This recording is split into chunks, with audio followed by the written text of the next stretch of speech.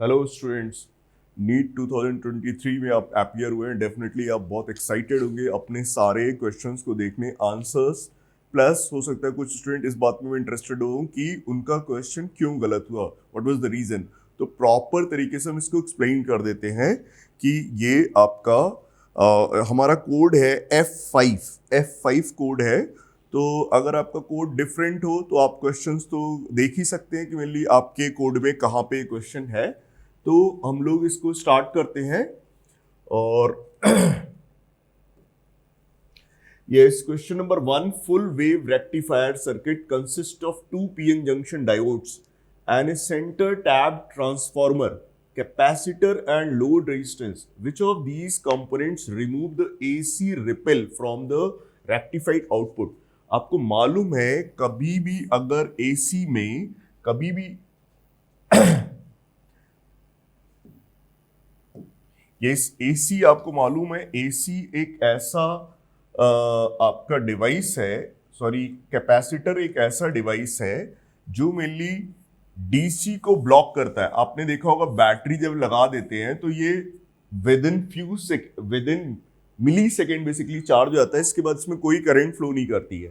तो इसका मतलब ये डीसी को ब्लॉक करता है। एंड डेफिनेटली अगर इसी में आप एसी लगा दो तो ये एसी को वेलकम करता है। तो कैपेसिटर एक ऐसी डिवाइस है जो वास्तव में डीसी ब्लॉक करेगा और एसी को वेलकम करेगा। तो एसी इसमें से पास हो जाती है। देखो, देयरफॉर आपने रेक्टिफायर सर्किट पढ़ा होगा। रेक्टिफायर सर्किट में मेनली कैपेसिटर होता है और उसके पैरेलल में रेजिस्टेंस होते हैं।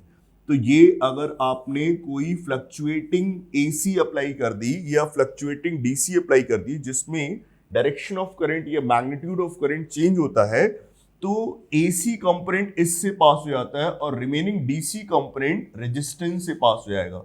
इससे आपका एसी कंपोनेंट पास होता है और इससे डीसी कंपोनेंट पास होता है।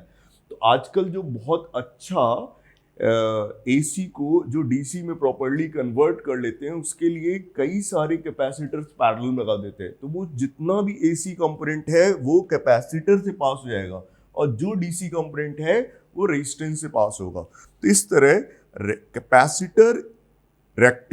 कैपेसिटर रिपल्स को हटाता है। रिपल्स का मतलब वो जो फ्लक्चुएशंस है, फ्लक्चुएशंस को हम कह सकते हैं टेक्निकली एसी कंपोनेंट, और जो कांस्टेंट करंट है दैट इज डीसी कंपोनेंट।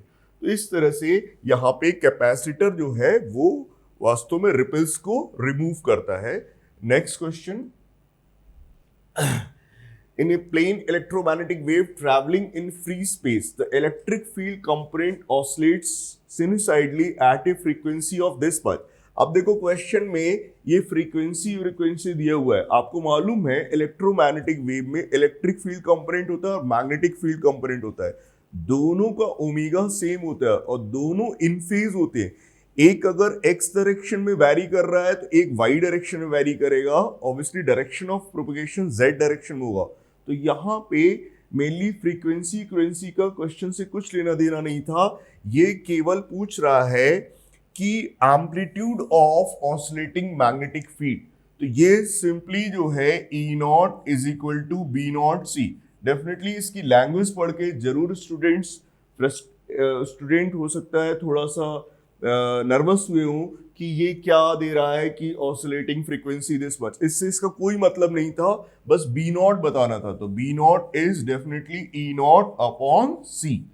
और ई नॉट के लिए साफ साफ दे रखा है 48 वोल्ट पर मीटर। यूनिट से भी आप समझ सकते थे कि ये इलेक्ट्रिक फील्ड है और ये मैग्नेटिक फील्ड पूछ रहा है और स्पीड ऑफ लाइट भी गिवन है। तो इस तरह क्लियर इंडिकेशन दे रहा था, यूज करो E nought is B nought into C. तो देयरफॉर ये हो गया 48 volt per metre upon 3 into 10 raise to the power 8 metre per second.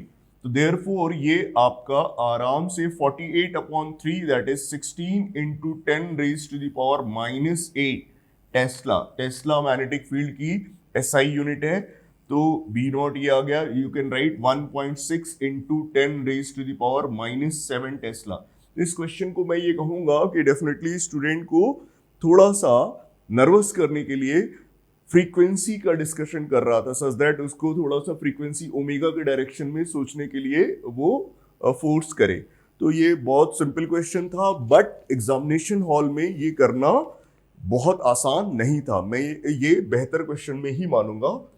Next question है, metal wire has mass. Metal wire का मास दिया है, रेडियस दिया है, लेंथ दिया है, सब में एरर्स दिए।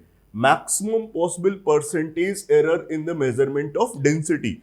तो आपको मालूम है डेंसिटी होता है मास अपॉन वॉल्यूम, और वायर है तो डेफिनेटली इसका वॉल्यूम जो हुआ that is pi are square L. तो यहां से delta D over D is equal to what, delta M upon M plus 2 times delta R over R plus delta L over L. ये आप I think definitely जानते होंगे। Density में error क्या हो जाएगा, percentage error in densities percentage error in mass plus 2 times percentage error in radius plus percentage error in length. तो ये भी अच्छा ही क्वेश्चन है जिसमें कैलकुलेशन है, तो इतनी कैलकुलेशन के लिए आपको फोकस करना चाहिए। अगर इसी में पूरे में 100 से मल्टीप्लाई कर दें तो ऑब्वियसली ये पूरे एक्सप्रेशन में अगर 100 से मल्टीप्लाई कर दें तो ये डिस्कशन फ्रैक्शनल एरर एनालिसिस से परसेंटेज एरर एनालिसिस में चला जाएगा।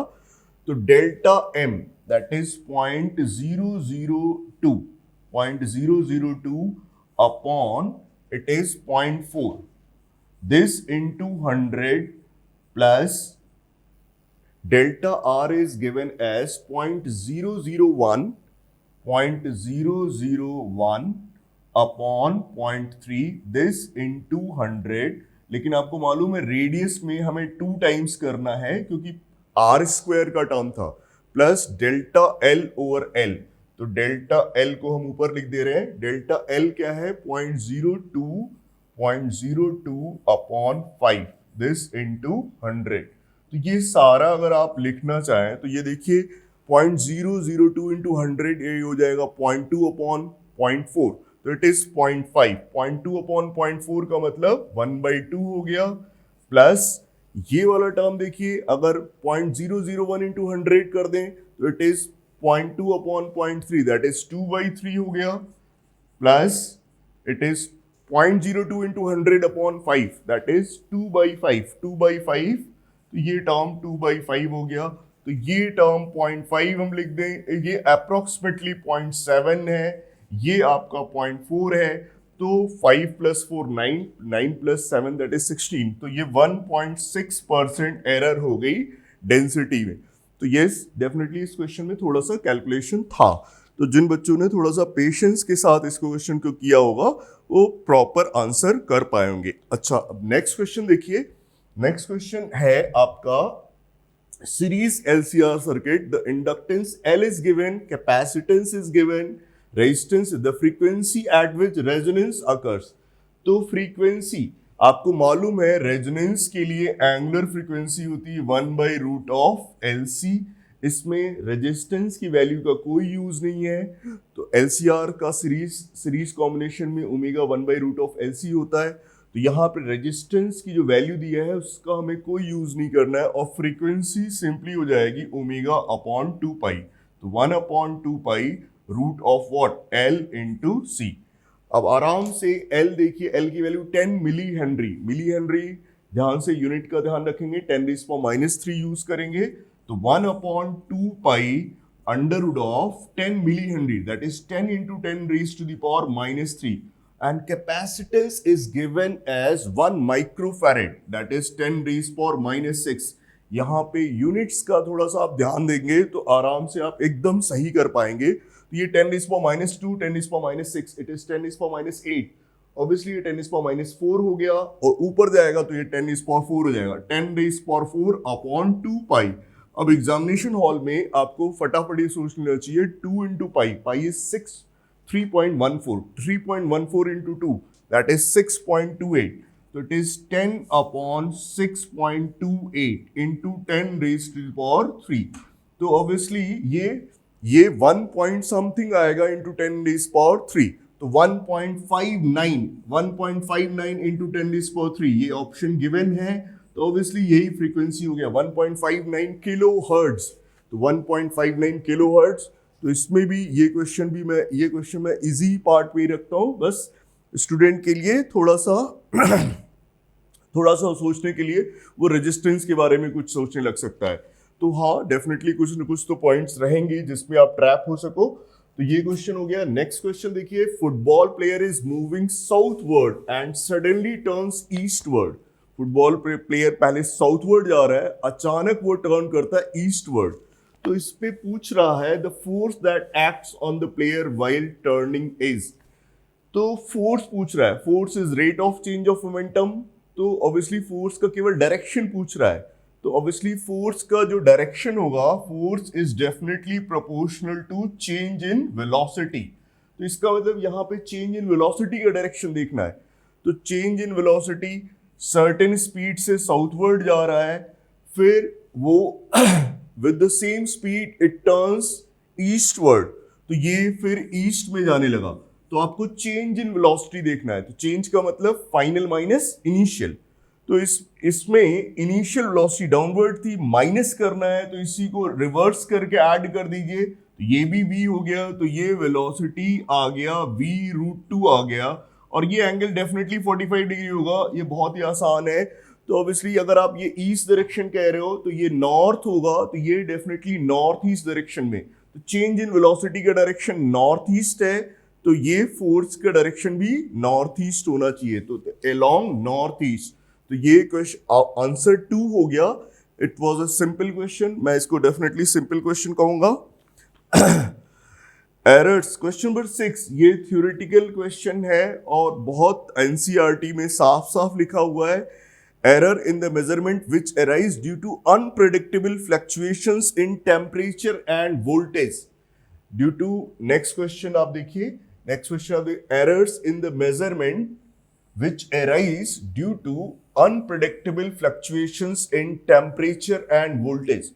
अनप्रिडिक्टेबल, भाई साफ साफ आप ध्यान देखो, यहां पे वर्ड अनप्रिडिक्टेबल वर्ड यूज किया। अनप्रिडिक्टेबल फ्लक्चुएशंस, कोई भी अनप्रिडिक्टेबल चेंजेस के को आप किस में डालना चाहोगे? Definitely it is in random error. इत्तेफाक से ये लाइन ही एनसीईआरटी की है, तो इत्तेफाक से थ्योरेटिकल जहां जहां भी पार्ट आता है वहां बहुत क्लियर बताते हैं बच्चों, जहां भी थ्योरेटिकल पार्ट है आपको एनसीईआरटी उसमें ध्यान देनी है।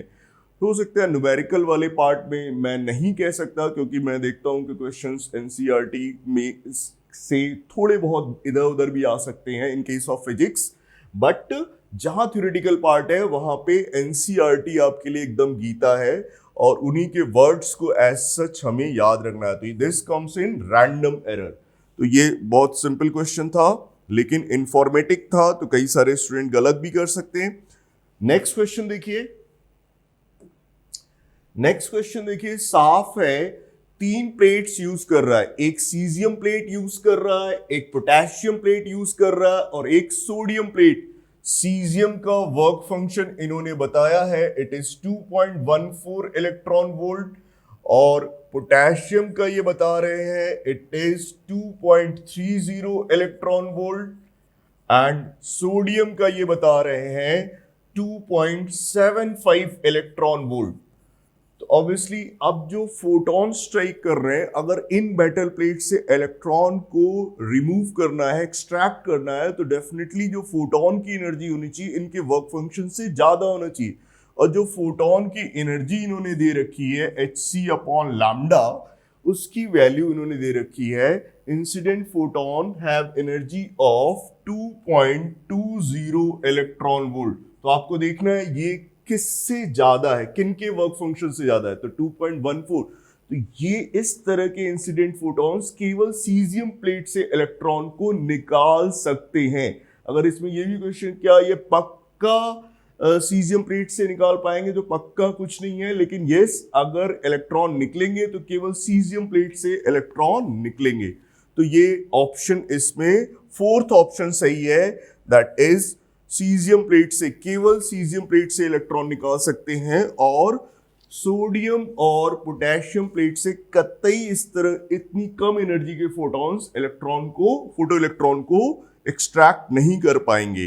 यस, नेक्स्ट क्वेश्चन देखिए। नेक्स्ट क्वेश्चन एकदम सिंपल क्वेश्चन है। बुलेट को फायर किया, बुलेट की इनिशियल स्पीड इन्होंने दे दी है 280 मीटर पर सेकेंड। तो ऑब्वियसली ये बुलेट इसलिए कह रहे हैं क्योंकि ये बहुत हाई स्पीड है 280 मीटर पर सेकेंड, और इन्होंने थीटा दे दिया है 30 डिग्री, और फिर ये मैक्सिमम हाइट पूछ रहे हैं। तो ये सीधा सीधा फॉर्मूला है h is equal to what, h is equal to u square sine square theta upon 2g। तो ये आराम से इसमें 280 साइन 30 दैट इज 140, तो ये u साइन थीटा का स्क्वायर है, तो 140 into 140 upon 2g that is 2 into 9.8, तो ये 19.6 हो जाएगा, ऊपर आ जाएगा 19600 अपॉन 19.6, तो ये एग्जैक्टली 1000 मीटर आ जाएगा। तो ये आराम से आप आंसर कर सकते हो, you square sine square theta upon 2g। Free का नंबर है, फ्री का क्वेश्चन है, मैं तो यही कहूंगा एग्जैक्टली ये फ्री का क्वेश्चन है। ठीक है, नेक्स्ट आगे चलते हैं। ये क्वेश्चन थोड़ा सा आपको इधर उधर फंसाने की कोशिश कर रहा है, लेकिन जो लोग जिनको ये मालूम है जो ट्रांसफार्मर होता है उसका एक सिंपल कॉन्सेप्ट है, वो है input power and output power are same and V1 I1 is equal to V2 I2। और हम यहाँ पे लॉसेस नहीं मानते, प्रैक्टिकली लॉसेस होते हैं लेकिन हम थ्योरेटिकली कोई लॉसेस नहीं मानते। V1 I1 is V2 I2, this is power. जिनको ये मालूम है वो लैंग्वेज से परेशान नहीं होंगे। 12 volt 60 watt lamp is connected to secondary of a step down transformer। Step down का मतलब ये यहां पे वोल्टेज को कम कर रहा है। whose primary is connected to AC main of 220 volt। तो 220 वोल्ट प्राइमरी में है, 12 वोल्ट ऑब्वियसली ये आपका सेकेंडरी सर्किट है, उसमें आउटपुट है 12 वोल्ट। तो ये आपको दे रखा है 220 into I1 is equal to that is 12, ये V2 I2। अब यहां पे इसका 12 वोल्ट का कोई रोल नहीं है क्योंकि ये P सीधे सीधे दे रखा है 60, और आपसे पूछ रहा है प्राइमरी में करंट कितनी है, प्राइमरी वाइंडिंग में कितनी करंट है। सिंपल सा क्वेश्चन है ये, एक प्राइमरी वाइंडिंग और एक secondary winding. V1 I1 is equal to V2 I2, और V2 I2 में 12 वोल्ट और 60 वॉट दे रखा है, लेकिन जो कैलकुलेशन में यूज है वो केवल 60 वॉट का है। तो क्योंकि सेकेंडरी सर्किट में कितनी करंट है वो पूछ ही नहीं रहा है, तो I1 की वैल्यू सिंपल हो गई 60 अपॉन 220। बहुत ही आसान क्वेश्चन है, लेकिन मुझे मालूम है क्योंकि जब भी एक्सेस डेटा देता है तो स्टूडेंट थोड़ा सा उसमें कंफ्यूज होते हैं। जैसे अगर देखा जाए 12 वोल्ट का यहाँ पे यूज नहीं है, 12 वोल्ट का कब यूज होता, ये अगर पूछता कि प्राइमरी सर्किट और सेकेंडरी सर्किट में वाइंडिंग्स में नंबर ऑफ टर्न्स का रेशियो क्या होगा, तो N1 upon N2 is V1 upon V2। तो वो होता, वो कुछ भी नहीं था, ये एकदम simple V1 I1 is V2 I2। यहाँ V2 भी इन्होंने दिया है, I2 भी दिया है और पावर भी दिया है, तो लेकिन हमें केवल पावर का यूज कर देना है, V1 I1 इज पावर। तो ये जो इनपुट सर्किट में जितनी पावर होती है उतनी आउटपुट सर्किट में पावर होती है, तो यहाँ पे कुछ भी दिक्कत नहीं थी। लेकिन एग्जामिनेशन हॉल में स्टूडेंट इधर एक्सेस डेटा से भी परेशान होते हैं, मुझे मालूम है, और डेफिनेटली परेशान हुए भी होंगे। नेक्स्ट क्वेश्चन देखिए, रेजिस्टेंस ऑफ कार्बन रजिस्टर। अब देखिए कार्बन रजिस्टर के रेजिस्टेंस की वैल्यू, तो ये एकदम थ्योरेटिकल क्वेश्चन है, आपने याद किया होगा BB Roy, Great Britain, very good wife. आपको मालूम है यहां पे इन्होंने रेजिस्टेंस दे दिया 22,000। तो आपको मालूम है फर्स्ट हमें कलर जो है डिजिट शो करता है, सेकेंड कलर भी डिजिट शो करता है, first colour first digit show करता है।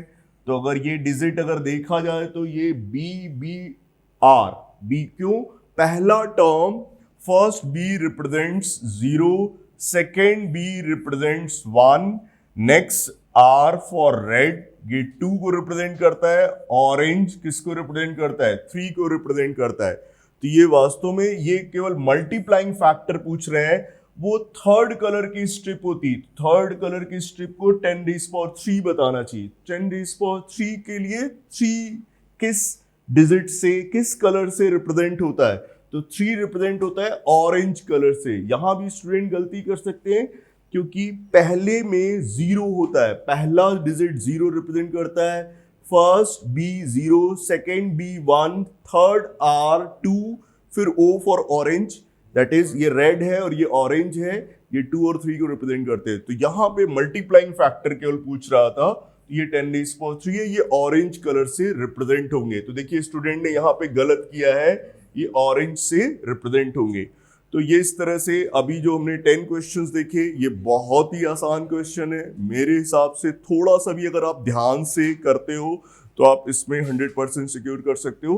तो अभी हम गुरफान सर को वेलकम करते हैं और आगे गुरफान सर कंटिन्यू करेंगे। Okay, thank you thank you. आपने बच्चों को इतने अच्छे से सारे क्वेश्चंस को डिस्कस किया, और जो आगे वाले क्वेश्चन से बेटा वो अपन डिस्कस करते हैं और बहुत अच्छे से डिस्कस करेंगे, ताकि जो भी आपकी यहाँ पर आंसर की में वेरिएशंस अगर आपको कहीं लग रहा है कि सर ये ऑप्शंस मुझे डाउट में है, तो वो आपका क्लियर हो जाए अच्छे से। ठीक है बेटा, तो चलो स्टार्ट करते हैं बेटा। क्वेश्चन नंबर ठीक है, क्वेश्चन नंबर 11 से देखो, आप जैसा कि देख ही रहे हो यहाँ पर जो भी स्टूडेंट है, ये जो भी बालक है, बालिका है, इस क्वेश्चन को गलती करके आया हुआ है। ठीक है ना। In hydrogen spectrum the shortest wavelength in the Balmer series, बेटा किसमें? बामर सीरीज के अंदर शॉर्टेस्ट वेवलेंथ लेमडा है। कितनी है? लेमडा है। चलो उसने जहां से किया वो गलती भी अपन देखते हैं। And shortest wavelength in the Brackett series, तो ब्रैकेट की बात करते हैं बेटा अपन, ब्रैकेट की बात करते हैं। तो ब्रैकेट के अंदर अपना N1 कितना आ जाएगा? 4 आ जाएगा। N2 कितना आ जाएगा? इनफाइनाइट आ जाएगा। तो अगर आप यहां से देखना चाहोगे कि लेमडा डैश कितना होगा, तो लेमडा डैश 1 लेमडा डैश करेंगे बेटा अपन। हाँ ठीक है बेटा, तो ये 1 lambda dash is equal to कितना आएगा बेटा? 1 lambda dash is equal to R, और 1/N1 का स्क्वायर माइनस 1/N2 का स्क्वायर। ठीक है ना। ठीक है बेटा, ठीक है। चलो अभी देखते हैं यहां से, ये 1 lambda dash is equal to R 1/N1 का स्क्वायर यानी 1/16 माइनस 1/इनफाइनाइट। ठीक है, तो लेमडा डैश कितना आ जाएगा बेटा यहां से आपका? ये आ जाएगा बेटा 16/R, 16/R। और बच्चे यहां से डायरेक्ट 16 एकदम नजर आया सर 16 होगा, नहीं बेटा ऐसे नहीं। बहुत आराम से देखो कि उसने शॉर्टेस्ट वेवलेंथ ऑफ बामर लेमडा बोली है, तो बामर की शॉर्टेस्ट वेवलेंथ निकाल देंगे बेटा अपन। लेमडा इज इक्वल टू, भाई अपन 1 लेमडा से निकाल देते हैं। चलो 1 lambda is equal to R, और 1/4 बेटा बामर के लिए क्या होता है? N1 2 होता है, और N2 कितना हो जाएगा? इनफाइनाइट हो जाएगा। तो 1/4 माइनस 1/इनफाइनाइट, तो यहां से लेमडा कितना आ जाएगा बेटा आपका? 4/R। तो जो लेमडा है ना वो 4/R है, तो इसको तोड़ दो बेटा, 4 × 4/R, तो इसको तो आपने लेमडा बोल दिया, तो ये कितना आ जाएगा? 4 टाइम्स ऑफ लेमडा। जो आपका लेमडा डैश आ जाएगा बेटा वो कितना आ जाएगा? 4 टाइम्स ऑफ लेमडा। तो ऑप्शन नंबर 1 आएगा इसका, ना कि ऑप्शन नंबर 3। आ गई बात समझ में? ऐसे ही बहुत इजी क्वेश्चंस होते हैं। मैं आपको क्या कह रहा हूं, अधिकतर बच्चों का क्वेश्चन अटेम्प्ट होगा, बट गलती हो जाती है। क्यों होती है आपने देख लिए, यही तो चीज सिखाते हैं अपन। ये तो बेटा बहुत हद लेवल का इजी क्वेश्चन है, हद लेवल का इजी क्वेश्चन। इन दोनों को सॉल्व करोगे आप, 3 और 3 कितना हो जाएगा बेटा आपका पैरेलल में? तो 6 है बेटा। इधर कितना? 3 है। हाँ बेटा, तो ये आपका 3 माइक्रोफेरेड है, और ये साथ में कितना है बेटा? ये 6 माइक्रोफेरेड है। आगे बात समझ में? दोनों सीरीज में है। C इक्विवेलेंट बताना है आपको। बच्चों वाले क्वेश्चन एकदम बहुत इजी क्वेश्चंस। CAB आपको बताना है, तो कितना आ जाएगा बेटा? 6 × 3/9, 18/9 यानी 2 माइक्रोफेरेड। तो ये बिल्कुल सही किया है जिसने भी किया है बेटा, 2 माइक्रोफेरेड। ये कैपेसिटेंस से बहुत इजी क्वेश्चंस, इसलिए मैं बच्चों को बोलता हूं कभी भी कोई चैप्टर छोड़कर मत जाओ, एकदम इजी क्वेश्चंस भी आ सकता है। देखो कैपेसिटेंस से कितना इजी क्वेश्चन आया, शायद कैपेसिटेंस पूरा पढ़कर जाने की भी जरूरत नहीं थी। ऐसे अपन अगर मॉडर्न फिजिक्स से बात करें तो बेटा एटॉमिक स्ट्रक्चर के बाद जो अपना चैप्टर है कौन सा बेटा? Radio activity. उसमें सबसे इंपॉर्टेंट यही है, half life, mean life, average life. देखो यहीं से क्वेश्चन है कि the half life of a radio active substance is 20 minute. तो आपको टी हाफ दिया हुआ है बेटा 20 मिनट्स, 20 मिनट दिया हुआ है। ठीक है, अब आपसे बोल रहा है how much time the activity of substance drops to 1/16 of its initial value. बेटा कितना करा रहा है? 1/16 करा रहा है। ठीक है सर, हमें पता है एक्टिविटी है ना, A/node कितना हो रहा है बेटा? ये 1/16 हो रहा है। हमें पता है कि सर फॉर्मूला क्या होता है, वही आप जैसे कि एक्टिविटी करो या फिर नंबर ऑफ पार्टिकल्स करो N/node, तो हम A/node को किसके बराबर कर देंगे बेटा?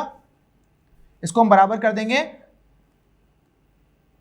हाँ बेटा इसको हम बराबर कर देंगे बेटा, है ना भाई। अपना एक्टिविटीज आ जाएगी, ये एक्टिविटीज आ जाएगी ना सारी, तो ये 1/2 की पावर n है ना, A/node 1/16 को 1/2 की पावर n, तो कितना आ रहा है बेटा यहाँ से n कितना आ रहा है? n होता है अपना स्मॉल t/में कैपिटल T, यही होता है। तो n कितना आ रहा है? n आपका आ रहा है यहाँ से 4, n कितना आ रहा है बेटा? 4 आ रहा है, तो 4 आ रहा है और t आपको दिया हुआ है t हाफ, तो ये 4 = स्मॉल t/में कैपिटल T कितना है बेटा? 20 मिनट, तो t कितना आ गया आपका? 80 मिनट आ गया, 80 मिनट आ जाएगा बेटा। बहुत इजी क्वेश्चन था, है ना, बहुत इजी क्वेश्चन था। 80 मिनट जिसने भी किया है उसने सही भी किया है इस क्वेश्चन को। आ रही है बात समझ में? तो बहुत इजी क्वेश्चन था। आगे की तरफ बढ़ते हैं, क्वेश्चन नंबर 13 हो चुका है, क्वेश्चन नंबर 14 की तरफ बढ़ते हैं बेटा।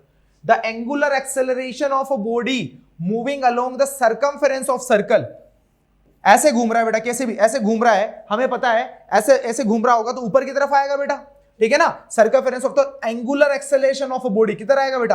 Along the axis of rotation. क्या रेडियस टुवर्ड्स द सेंटर आएगा? नहीं सर। क्या टेंजेंट टू इट्स पोजीशन आएगा? नहीं sir. Along the axis of rotation, जिधर रोटेट कर रहा है along the axis of rotation आएगा। थ्योरेटिकल क्वेश्चन, अगर आप बेसिक से केवल सिंपल सा सर्कुलर मोशन का कॉन्सेप्ट जानते हो तो भी आप इजीली कर सकते हो बेटा। लेट अ वायर, काफी बच्चे कंफ्यूज हुए हैं, ये बच्चा भी कंफ्यूज हुआ है इसके अंदर, है ना। Elongation due to self weight वाला कंसेप्ट लगा के आ गया, ठीक है ना बेटा। जबकि यहां पर पूछा क्या है? द लॉन्गिट्यूडनल स्ट्रेस पूछा है बेटा। तो स्ट्रेस क्या होता है अपने पास? अगर आप F मानो या सिग्मा मानो = F/A। F क्या है बेटा? यहां पर W है, W/A। सिंपल सिंपल सा क्वेश्चन था बहुत। और सबसे बड़ी बात कि जो ऑप्शन था ना वो नंबर 1 पे दिया हुआ था, है ना। तो बच्चे दिमाग लगा कर आए हैं कि elongation due to self weight क्या होता है, तो ऐसे कुछ लॉजिक लगा कर आए सर mg/2a होता है ना, ऐसे करके कुछ तो लगा कर आया है, ठीक है ना। तो ये वो बच्चे नहीं है बेटा जो वाकई में तुक्का मार के आए। तुक्का मारने वाला तो इसमें से कुछ भी मार सकता था, ठीक है ना। लेकिन ये बच्चे वो हैं जो वाकई में पढ़कर जाते हैं बट कंफ्यूज रहते हैं, ठीक है ना। तो कंफ्यूज नहीं रहना है, बस यही चीज बतानी है, मोटिवेटेड रहना है हमेशा से। एग्जाम आपका कैसे भी जा रहा हो अच्छे से एनालाइज करो, अपनी गलतियों को कैलकुलेट करो कि कहां पर गलती हो रही है। अब देखो बेटा यहां से इलेक्ट्रो स्टडीज से काफी सही क्वेश्चन आए, मतलब हम कोशिश ये कर रहे थे कि अब तक जितने भी क्वेश्चन आए हैं ना वो सारे एकदम बेसिक चैप्टर के एकदम बेसिक फंडामेंटल से आए हैं। तो electric dipole is placed at an angle of 30 degree, ठीक है। इलेक्ट्रिक डायपोल से क्वेश्चन है और with an electric field of intensity, electric field intensity आपको दी हुई है, एक्सपीरियंसेस अ टॉर्क, ठीक है, experiences a torque = 4 newton metre. Calculate the magnitude of charge of the dipole if the dipole length is 2 centimetre. तो ठीक है बेटा, अपन सबसे पहले फॉर्मूला लिख देते हैं, torque = PE sin theta, torque = PE sin theta. Sir torque हमें दिया हुआ है, P हम निकाल लेंगे, Q × D होता है, क्या होता है बेटा? Q × D होता है। इलेक्ट्रिक फील्ड भी हमें दिया हुआ है, थीटा भी हमें दिया हुआ है, तो हम रख देते हैं बेटा। टॉर्क कितना दिया हुआ है हमें? टॉर्क दिया हुआ है 4 न्यूटन मीटर, तो 4 = Q × और ये कितना दिया हुआ है? डिस्टेंस बेटा ये दिया हुआ है हमें लेंथ, मतलब 2 सेंटीमीटर, यानी 2 × 10⁻⁻2 इंटू इलेक्ट्रिक फील्ड कितना दिया हुआ है हमें? 2 × 10⁵, 2 × 10⁵। और साइन थीटा बेटा, थीटा आपको 30 डिग्री दिया हुआ होगा, हाँ थीटा 30 डिग्री दिया हुआ है, तो कितना आ जाएगा बेटा आपका साइन 30? 1/2। तो ये देखो बेटा यहां से कितना आ रहा है आपके पास? 4 = Q × 2 × 10⁻3, 10⁻3। अब बेटा Q कितना आ जाएगा? ये 2 बार, तो ये Q = 2 × 10⁻³ कूलाम, यानी स्मॉल q कितना आ गया बेटा? 2 मिली कूलाम, 2 मिली कूलाम आ गया, ठीक है ना। तो क्वेश्चन नंबर 16 हो गया आपका, क्वेश्चन नंबर 16 हो गया बेटा आपका। क्वेश्चन नंबर 17 की तरफ चलते हैं।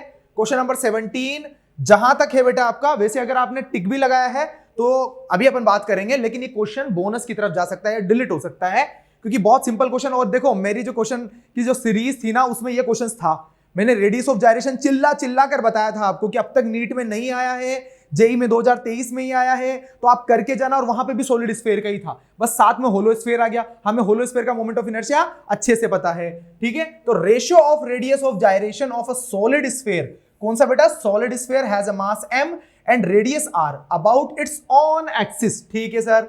Radius of gyration of the hollow sphere of same mass and radius about its axis. तो सबसे पहले तो मोमेंट ऑफ इनर्शिया किसका बेटा, सॉलिड स्फीयर का।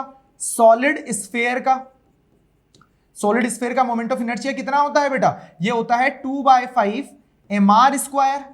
सर रेडियस ऑफ जाइरेशन क्या होता है कि हम इसको सॉलिड स्फीयर को कहां पर रख दें कि इसकी मोमेंट ऑफ इनर्शिया में चेंज नहीं हो, ठीक है ना, कितनी दूरी पर रख सकते हैं, तो mk²। m से m कट गया बेटा, तो k कितना आ गया आपका, अंडर रूट में 2/5, k1 हम बोल सकते हैं इसको, तो अंडर रूट में 2/5 r। ऐसे ही हम दूसरा निकाल लेंगे, तो सॉलिड स्फीयर का था, दूसरा क्या है बेटा, होलो स्फीयर। तो होलो स्फीयर के लिए मैंने बहुत क्वेश्चन कराए थे बेटा आपको मोमेंट ऑफ इनर्शिया के, आपको अच्छे से याद होगा कि मोमेंट ऑफ इनर्शिया क्या होता है, 2/3 mr²। सर ज्यादा होता है इसका सॉलिड स्फीयर से, ठीक है बेटा, mk²।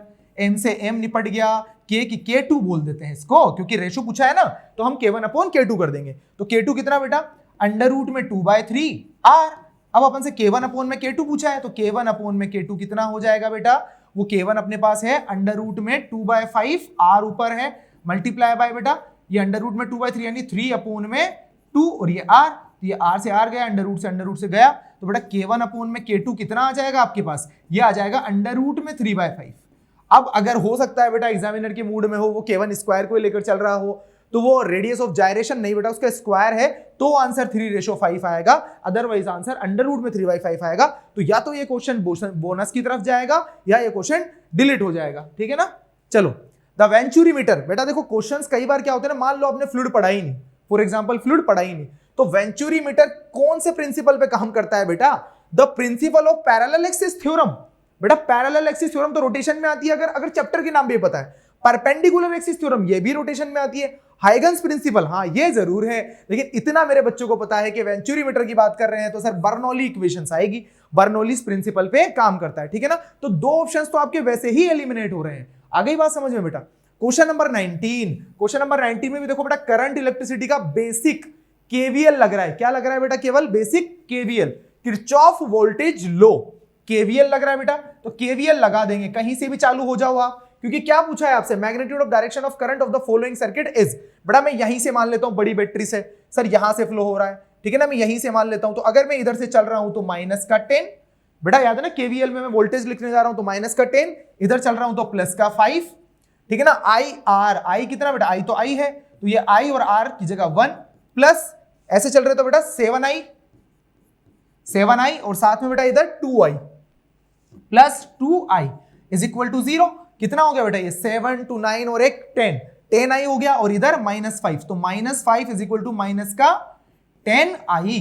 तो बेटा ये i कितना हो गया, i आ गया आपका 0.5 एम्पियर। और अगर आप केवल इस पर भी जाओगे बेटा तो एक ही ऑप्शन था, बाकी मैंने ए से बी की तरफ ही लिया, मेरा करंट पॉजिटिव आया तो ये ए से बी की तरफ ही होगा बेटा। बहुत इजी क्वेश्चन, एकदम बेसिक। ये तो अपन जब स्टार्ट करते हैं ना केवीएल, तब मैं पहली लाइन लिखाता हूं, सच बता रहा हूं, इतने अच्छे मैंने सर्किट के ऊपर केवीएल के क्वेश्चन कराए थे, बट एकदम फंडामेंटल बेसिक क्वेश्चंस आया, ठीक है ना। ये क्वेश्चंस मैं मान सकता हूं कि बच्चे गलत करके आए होंगे, ठीक है ना, क्योंकि बच्चों को क्या लगा, मैं वो गलती भी आपको बता दे रहा हूं, क्योंकि क्वेश्चन को पढ़ने का तरीका कैसे होता है। The temperature of a gas is -50 degree centigrade, to what temperature the gas should be heated so that the RMS speed is increased by 3 times।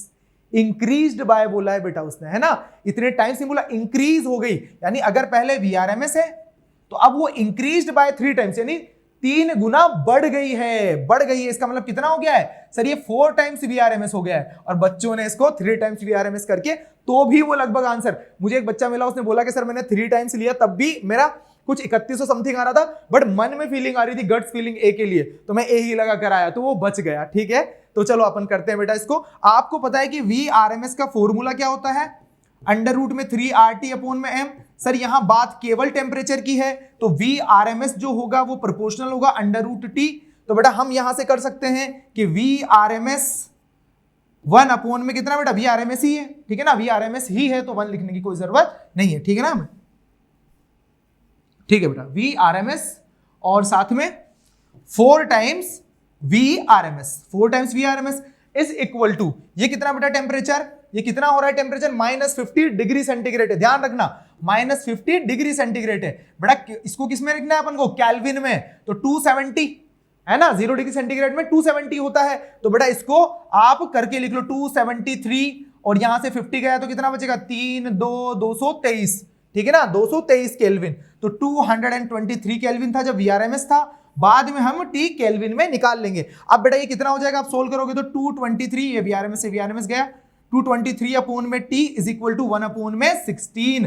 तो टी जो आपका आएगा बेटा सोल्व करने पर वो समथिंग आएगा बेटा आपका, है ना, एक्यूरेट कैलकुलेशन में आपको बता देता हूं, 3568 केल्विन आ जाएगा, ठीक है ना, 3568 केल्विन। बट ये केल्विन में है, ध्यान रखना केल्विन में है, एक भी ऑप्शन नहीं दिया, नहीं तो गलती करा देता आपको। अगर डिग्री सेंटीग्रेड में करोगे तो आपका ऑप्शन नंबर 1 मिल जाएगा। टेम्परेचर कितना आ जाएगा बेटा, इसमें से माइनस करना है, तो 3568 माइनस 273, तो ये डिग्री सेंटीग्रेड में आ जाएगा, कितना आ जाएगा बेटा, 3295 डिग्री सेंटीग्रेड। आ गई बात समझ में बेटा। तो क्वेश्चन नंबर 20 तक अपन ने डिस्कस किया। अब क्वेश्चन नंबर 21 से जो क्वेश्चन नंबर आगे तक है बेटा आपके, वो कुछ क्वेश्चंस अमन सर डिस्कस करेंगे। आई होप आप लोगों को मजा आएगा। फिर मिलते हैं बैचेस के अंदर बेटा, वहां पर एकदम बेसिक से बहुत आराम से, और जो नीट की प्रिपरेशन है मैं अपने बच्चों को जेईई मेंस के क्वेश्चंस के थ्रू भी करवाता हूं। तो फिर मिलते हैं बेटा अपन वहां पे।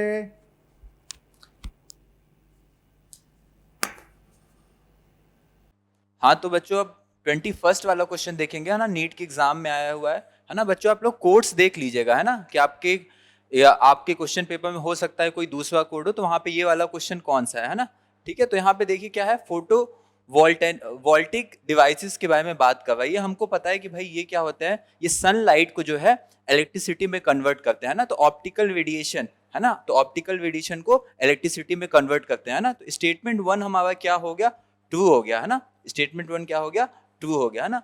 दूसरे स्टेटमेंट के बारे में बात करते हैं, क्या लिखा हुआ है कि Zener diode is design to operate under reverse bias in breakdown region. तो ये बात हम लोग को पता है कि जो जेनर डायोड होते हैं वो क्या है, रिवर्स बाइस में काम करते हैं, ठीक है ना। तो दिस स्टेटमेंट 2 भी जो है हमारा क्या हो गया, ट्रू हो गया। तो इसका करेक्ट ऑप्शन क्या होगा, both statement 1 and 2 are correct. तो यहाँ पे कौन सा ऑप्शन है ऐसा, statement 1 and statement 2 are correct. तो कौन सा ऑप्शन हो गया, फोर्थ ऑप्शन हो गया, ठीक है। नेक्स्ट क्वेश्चन पे चलते हैं अपन, है ना। तो नेक्स्ट क्वेश्चन क्या है, for Young's double slit experiment 2 statements are given below. First statement क्या बोल रहा है कि if screen is moved away from the plane of slit, मतलब कैपिटल डी को क्या कर रहा है, वो बढ़ा रहा है, ठीक है।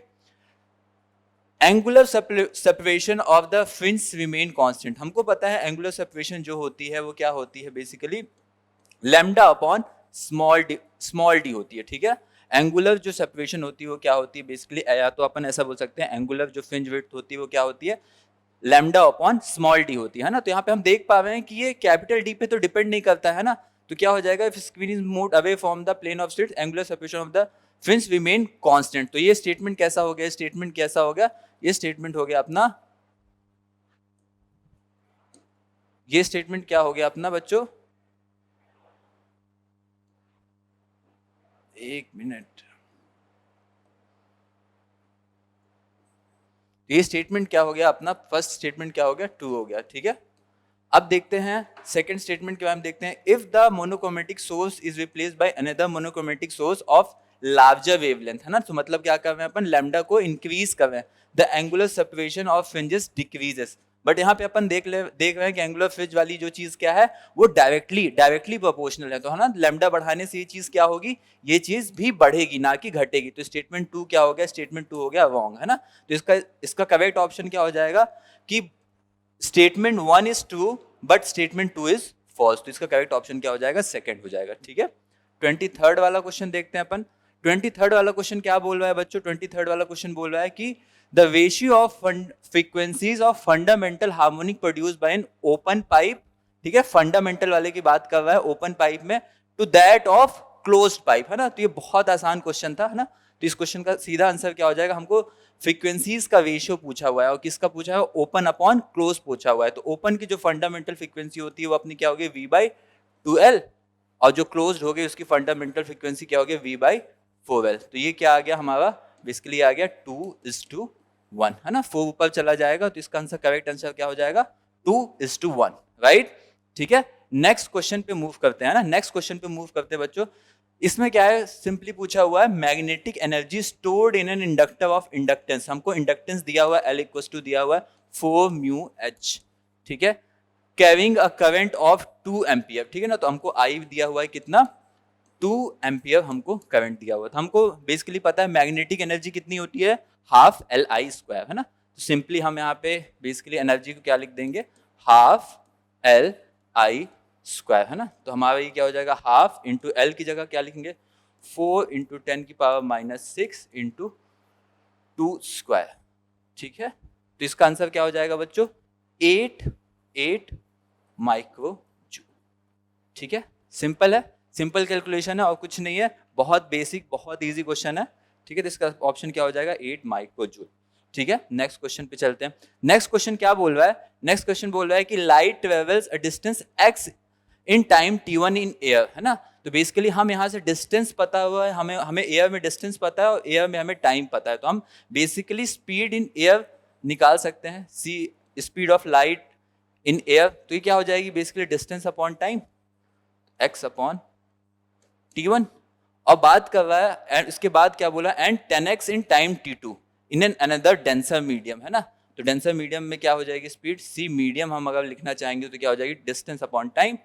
तो क्या हो गया, 10x अपॉन t2 हो गया। यहां तक बात समझ में आई, ठीक है। और अगर हमें बेसिकली वेलोसिटी एयर में पता है और मीडियम में पता है, तो हम बेसिकली रिफ्रैक्टिव इंडेक्स कैसे निकालते हैं, mu equals to C air upon C medium, है ना। तो यहाँ से हम इसको लिख देते हैं सिंपली, क्या हो जाएगा ये x by t1 upon 10x upon t2, ठीक है।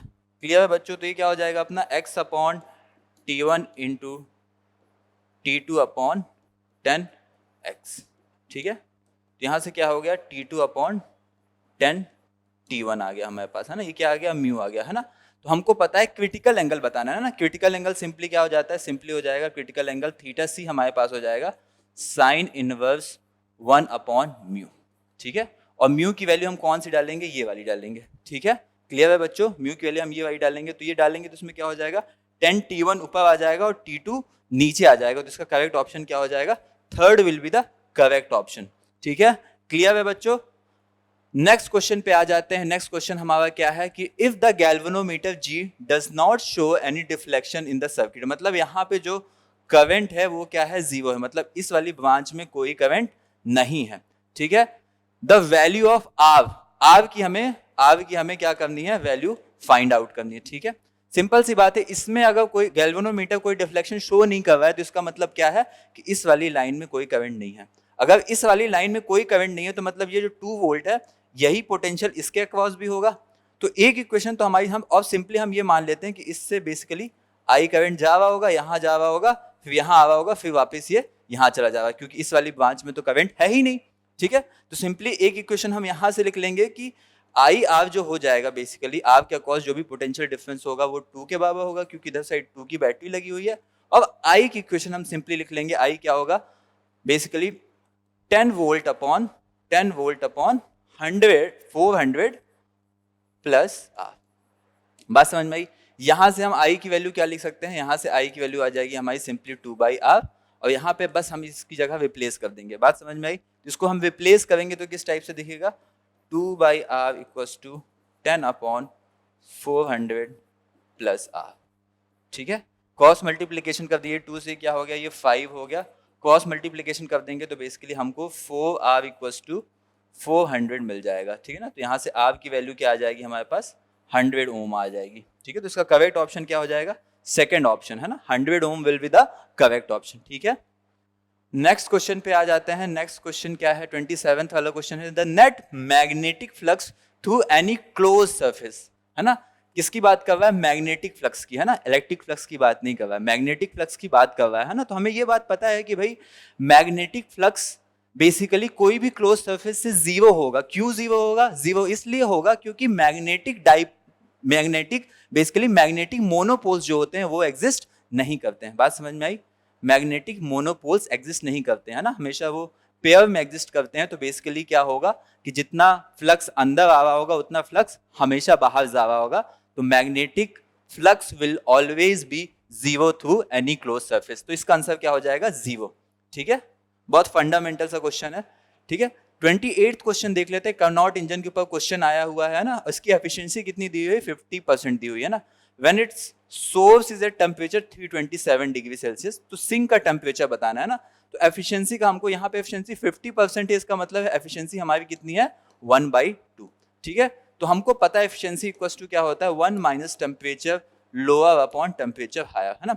बस यहाँ पे एक चीज का ध्यान रखना है कि जो भी आप टेम्परेचर डालेंगे वो हमेशा किस में डालेंगे, केल्विन में डालेंगे, ठीक है, ठीक है।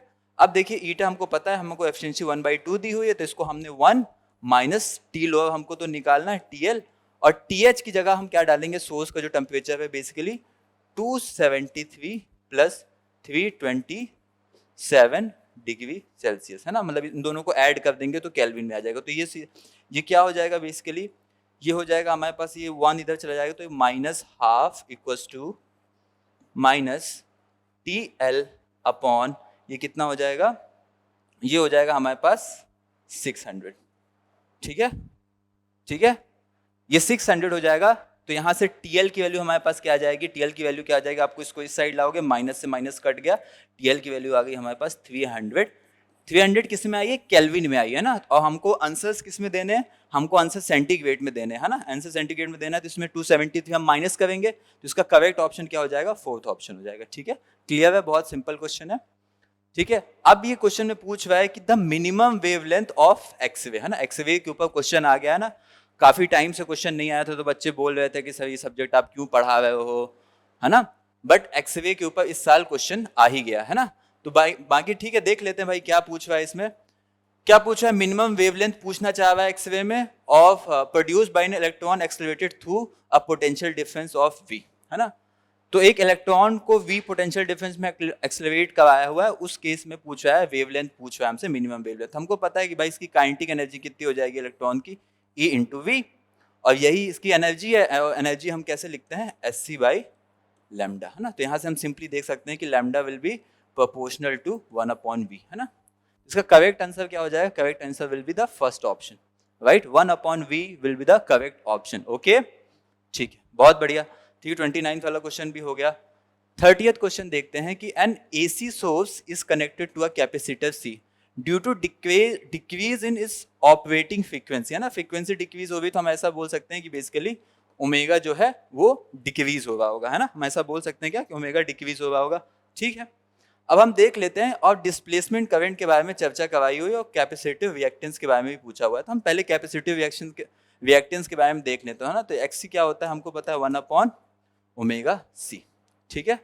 तो अब क्या बोला, ओमेगा को डिक्रीज कर रहे हैं तो XC क्या होगा, ओमेगा को अगर आप डिक्रीज करोगे तो XC क्या होगा, यहाँ से हम सिंपली बोल सकते हैं कि XC क्या होगा, XC इंक्रीज करेगा। तो हम देख लेते हैं XC वाला कोई इंक्रीज वाला ऑप्शन है क्या, अगर ये ऑप्शन होगा तो हम लगा देंगे। तो कैपेसिटिव रिएक्टेंस रिमेन्स कांस्टेंट, तो ये ऑप्शन तो गलत हो गया, ठीक। कैपेसिटिव रिएक्टेंस डिक्रीजेस, तो ये ऑप्शन भी गलत हो गया, क्योंकि हमको क्लियरली दिख रहा है कि कैपेसिटिव रिएक्टेंस क्या हो रहा है, बढ़ रहा है, ठीक है। अब बात आ जाती है डिस्प्लेसमेंट करंट पे, है ना। डिस्प्लेसमेंट करंट को हमको पता है कि भाई डिस्प्लेसमेंट करंट उतना ही होगा, जैसे मान लो ये हमारे पास सर्किट है, ठीक है, तो डिस्प्लेसमेंट करंट उतना ही होगा जितना सर्किट में करंट होगा, उतना ही यहाँ पे हम I डिस्प्लेसमेंट भी बोलते हैं ना। तो सिंपली हम IC कैसे निकालेंगे, IC हम सिंपली ऐसे बोल सकते हैं भाई, यहाँ पे कैपेसिटर बस है, तो IC इक्वल्स टू हम बोल सकते हैं जो भी पोटेंशियल लगा होगा अपॉन 1/XC, है ना।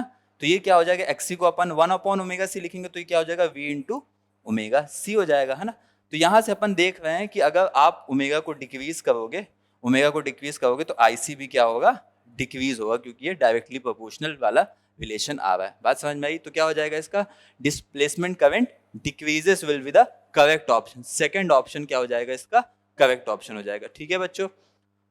31st क्वेश्चन पे आ जाते हैं। 31st बहुत ही फंडामेंटल क्वेश्चन है, काइनेमेटिक्स का बहुत ही सिंपल क्वेश्चन है, जो लगभग हर क्लास हर नोट्स में आपको मिल जाएगा, है ना। क्या है भाई, क्या पूछा हुआ, हाफ डिस्टेंस किससे ट्रेवल कर रहा है, स्पीड v से, और जो रिमेनिंग हाफ है वो किससे कवर कर रहा है, 2v से, है ना।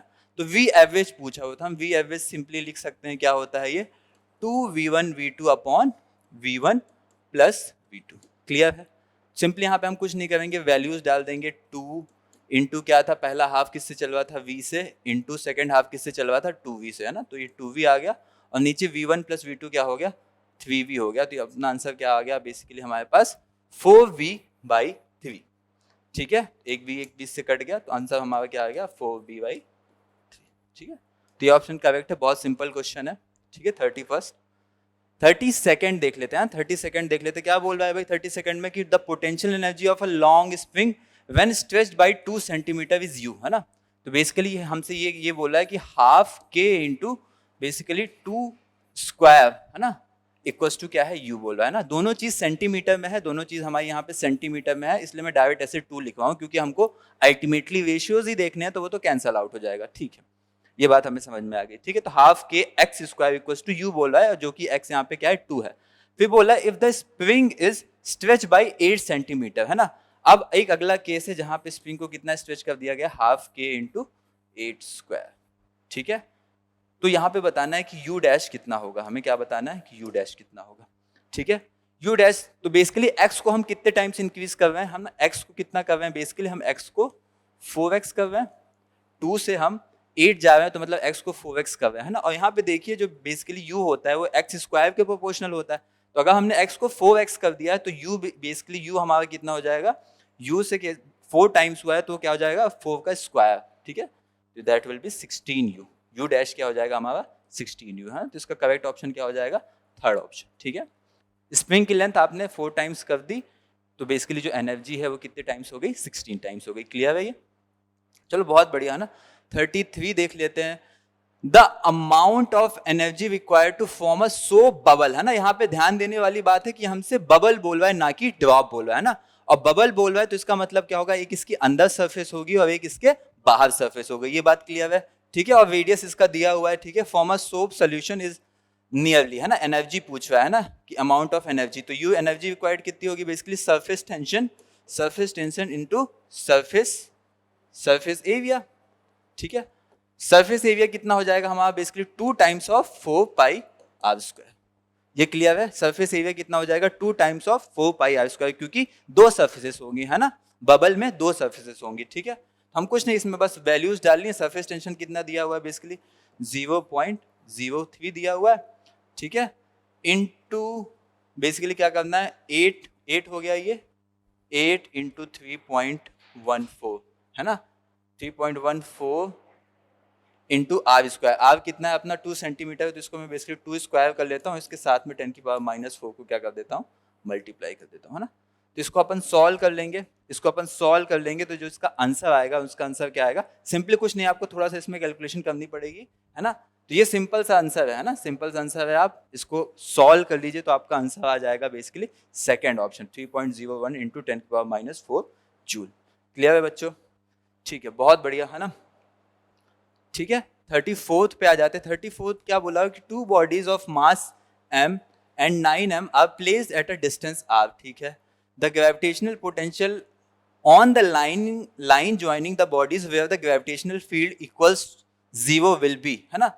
तो बेसिकली हमसे बोल क्या रहा है, क्वेश्चन में ये बोल रहा है कि भाई ये मास हमारे पास m है और इन दोनों, एक दूसरा मास है, जिस दूसरा मास है उसका मास कितना है 9m, है ना, और इन दोनों के बीच में डिस्टेंस है r, ऐसा बोल रहा है। तो ऐसे पॉइंट पे पोटेंशियल निकालना है जहाँ पे बेसिकली ग्रेविटेशनल फील्ड क्या हो, 0 हो। ठीक है, तो हम मान लेते हैं भाई कि यहाँ पे ग्रेविटेशनल फील्ड 0 हो गई होगी, तो ये x अगर हो जाएगा तो ये क्या हो जाएगा हमारा r माइनस एक्स हो जाएगा। तो हम बेसिकली यहाँ पे लिख देते हैं, भाई इधर साइड से जो भी ग्रेविटेशनल फील्ड हम 0 करा देते हैं, तो करा देते हैं gm upon x square equals to g into यहाँ पे मास कितना है 9m upon r minus x का होल स्क्वायर।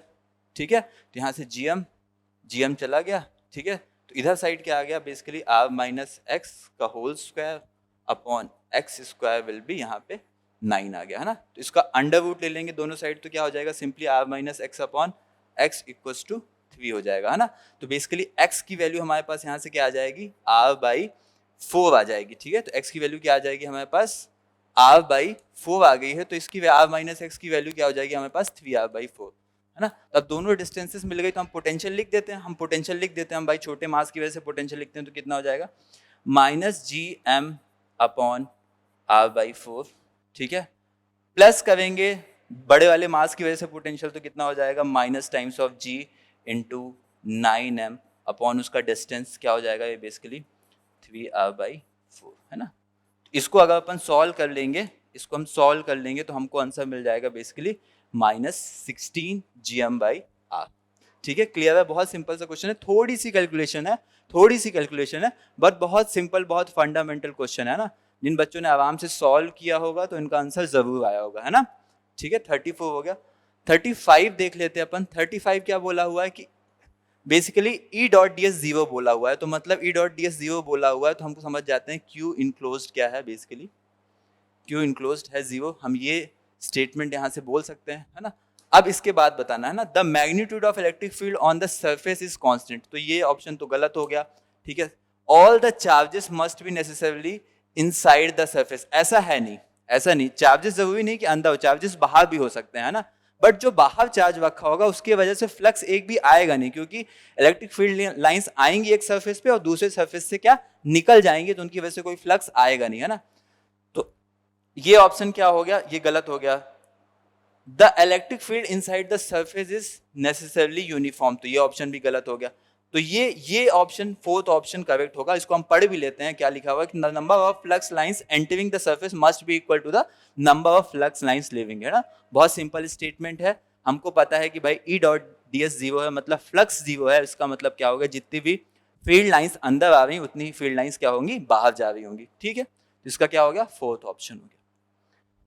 ठीक है, नेक्स्ट क्वेश्चन पे आ जाते हैं। क्या बोल रहा है, the radius of innermost orbit of hydrogen atom is 5.3 into 10 की power minus 11 metre. What is the radius of the third allowed orbit of hydrogen, है ना। तो हमको पता है कि जैसे जैसे हम n बढ़ाते जाते हैं तो बेसिकली रेडियस जो है n स्क्वायर के उसमें बढ़ता जाता है ना। तो हम बेसिकली अगर इसको हम r नॉट मान ले तो r नॉट हमको कितना दिया हुआ है, 5.3 into 10 की पावर माइनस 11 मीटर दिया हुआ है। ठीक है, तो बेसिकली हमको r थर्ड अलाउड ऑर्बिट का पूछा हुआ है, तो हम बेसिकली ऐसा लिख सकते हैं क्या, r थर्ड जो हो जाएगा बेसिकली दैट विल बी, या तो ऐसा लिख दें हम जनरलाइज r1 लिख सकते हैं। r1 क्या लिख सकते हैं कि basically that will be n square into r not, है ना। हाइड्रोजन है तो z की वैल्यू तो वैसे भी 1 हो गई, तो वो लिखने की जरूरत है नहीं, है ना। z की वैल्यू 1 हो गई तो वो लिखने की जरूरत नहीं है, सिंपली अपन ये कर लेंगे ना। तो हमको r थर्ड बोला हुआ है, तो क्या हो जाएगा बेसिकली 3 का स्क्वायर 9 इंटू r नॉट जो हमको बोला हुआ था 5.3 into 10 की पावर माइनस 11 मीटर। ठीक है, तो 9 into 5.3, ठीक है, तो 45 से थोड़ा सा ज्यादा और सब चीजें एंगस्ट्रॉम में लिखी हुई, तो एक पावर भी यहाँ पे एडजस्ट हो गई है। तो बेसिकली हमारा करेक्ट ऑप्शन क्या हो जाएगा, 4.77, है ना। 4.77 into 10 की पावर माइनस 10 मीटर, है ना। और 10 की पावर माइनस 10 को अपन एंगस्ट्रॉम में भी लिख सकते हैं, तो इसका थर्ड ऑप्शन हो गया, है ना, करेक्ट। ठीक है, आपको बस ये मल्टीप्लाई करना है, और ये बेसिकली 47.7 आएगा, और एक पावर हमने यहाँ से एडजस्ट कर दी, तो इसका करेक्ट आंसर क्या हो जाएगा, थर्ड। ठीक है, नेक्स्ट क्वेश्चन पे आ जाते हैं। A bullet from a gun is fired on a rectangular wooden block with velocity u, है ना। u से बुलेट को फायर किया गया है।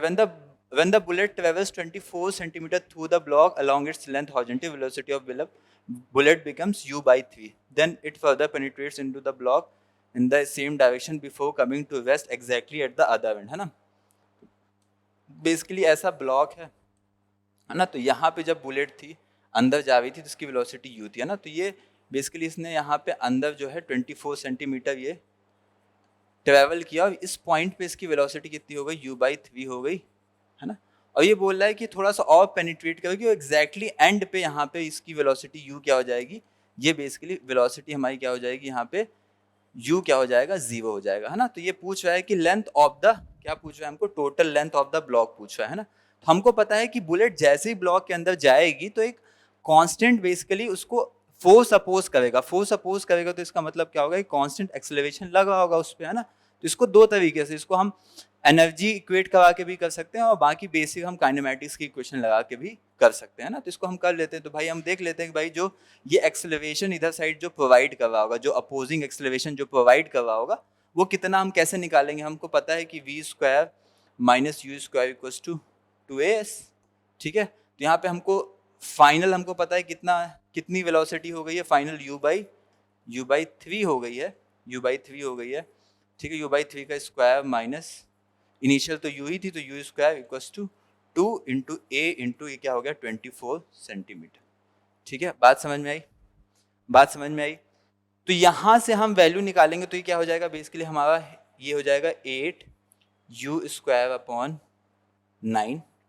ठीक है, माइनस टाइम्स ऑफ, और ये क्या हो जाएगा बेसिकली हमारा हो जाएगा 24 इंटू ए, है ना। तो इसको अभी हम ऐसे लिखे रहने देते हैं ना, ठीक है, इसको अभी हम ऐसे फर्दर इसको सॉल्व नहीं करते, हम बाकी बाद में देख लेते हैं कि ये मान लेते हैं कि यहाँ पे फर्दर ये एक्स ट्रेवल करके गया होगा, है ना, एक्स ट्रेवल करके गया होगा, बट फाइनल वेलोसिटी बाद में कितनी हो चुकी है, 0 हो चुकी है, तो हम 0 लिखेंगे और माइनस u/3 का whole square equals to 2 into acceleration, तो वही लग रहा है, और ये जो बाकी एक्स्ट्रा डिस्टेंस गया है क्या है, ये x। बात समझ में आई। तो हमको यहाँ पे सिंपली कुछ नहीं करना है, हमको यहाँ पे बस ये u²/9 हो गया, इधर 2a हो गया, 2 इंटू ए इंटू एक्स हो गया, है ना। तो यहाँ से हमने जो अभी एक्सलेरेशन की वैल्यू निकाली है वो हम यहाँ पे डाल देंगे, तो x हमारा फाइनली कितना आ जाएगा, बेसिकली 3 सेंटीमीटर आ जाएगा, है ना, 3 सेंटीमीटर आ जाएगा x क्या आ जाएगा, 3 सेंटीमीटर आ जाएगा, मतलब फर्दर ये जो है बुलेट जो है फर्दर जो है 3 सेंटीमीटर गई होगी स्टॉप होने के पहले तक, है ना, और उतनी ही लेंथ, और वो एग्जैक्टली वो कहाँ रही है, सरफेस पे रुक रही है ना, एग्जैक्टली सरफेस पे रुक रही है, तो इसकी बेसिकली टोटल लेंथ क्या हो जाएगी 24, तो पहले वो चल ही चुका था, और 3 सेंटीमीटर बाद में इसने और चल दिया, तो इसका करेक्ट ऑप्शन क्या हो जाएगा, 24 + 3 दैट विल बी 27 सेंटीमीटर। ठीक है, बेसिक कैलकुलेशन है, आप ये कैलकुलेशन कर लीजिएगा और आपको आंसर मिल जाएगा। ठीक है, अगला क्वेश्चन देख लेते हैं, क्या पूछा हुआ कि 10 resistors each of resistance R are connected in series to a battery of EMF E and negligible internal resistance then those are connected in parallel to the same battery if the current is increased n times the value of n is, है ना। तो हम मान लेते हैं जब वो series में था, कुछ ऐसा दिख रहा होगा, सीरीज में ऐसे 10 रेजिस्टेंस लगे होंगे, है ना, और ये किससे कनेक्टेड है, ये बेसिकली 10 इंटू आर है, 10 रेजिस्टेंस लगे होंगे, और ये किससे, EMF E बैटरी से कनेक्टेड है ना। तो मान लेते हैं कि पहले करंट भाई आई जा रहा होगा, तो आई क्या हो जाएगा हमारा बेसिकली E/10R हो जाएगा। बात समझ में आई। अब बाद में केस क्या बोल दिया है, बाद में केस क्या बोल दिया है, इस चीज को इसने क्या कर दिया, पैरेलल कर दिया है ना। तो पैरेलल कर दिया है, तो ये ऐसे 10 रजिस्टर्स जो हैं पैरेलल लगे होंगे, है ना, ऐसे 10 रजिस्टर्स पैरेलल लगे होंगे, और ये है ई बैटरी से बेसिकली EMF वाली बैटरी से कनेक्टेड होगा, है ना। तो इसको हमको पता है, इनका R इक्विवेलेंट क्या हो जाएगा, सिंपली इसका R इक्विवेलेंट जो हो जाएगा दैट विल बी R/10। ठीक है, तो हम नया वाला करंट देख लेते हैं, नया वाला करंट हम I' बोल देते हैं उसको, जो बैटरी से निकल रहा है I' बोल देते हैं। तो I' will be EMF upon resistance कितना है, इक्विवेलेंट रेजिस्टेंस कितना है, R/10 आया, तो 10 ऊपर चला जाएगा, तो यहाँ पे ये 10 इससे मल्टीप्लाई हो जाएगा, है ना। और हम E/R की वैल्यू यहाँ से निकाल के रख देते हैं, E/R की वैल्यू क्या आ जाएगी, यहाँ से 10I आ जाएगी, तो I' विल बी 10I × 10, है ना। तो कितने फैक्टर से इंक्रीज हो जाएगा, I' कितना आ गया हमारे पास, 100I आ गया, है ना। I' कितना आ गया, I' हमारे पास आ गया 100I, तो मतलब कितने फैक्टर से इंक्रीज हो रहा है, 100। तो first will be the correct option, n की वैल्यू कितनी हो जाएगी, n विल बी 100, करेक्ट। ठीक है, नेक्स्ट क्वेश्चन पे आ जाते हैं। 39th वाला क्वेश्चन है, क्या पूछ रहा है, the net impedance of the circuit as shown in the figure will be, है ना। आपको बेसिकली R की वैल्यू दे के रखी है, C की वैल्यू दे के रखी है, और आपको बेसिकली L की वैल्यू दे के रखी है ना, और यहाँ पे फ्रीक्वेंसी दे के रखी है ना, फ्रीक्वेंसी दे के रखी है, तो बेसिकली हमारा ओमेगा क्या हो जाएगा, ओमेगा 2π × f, है ना। तो f हमको 50 दे के रखा है, तो बेसिकली हमारा ओमेगा हो जाएगा 100π। ठीक है, ओमेगा पता चल गया, तो इम्पिडेंस का सिंपल सा फॉर्मूला हमको पता है कि Z = क्या होता है, √R² + XL - XC का whole square. That is correct, that is correct. तो R की वैल्यू हमको तो दे के रखी है, R की वैल्यू क्या है, 10 ओम, है ना।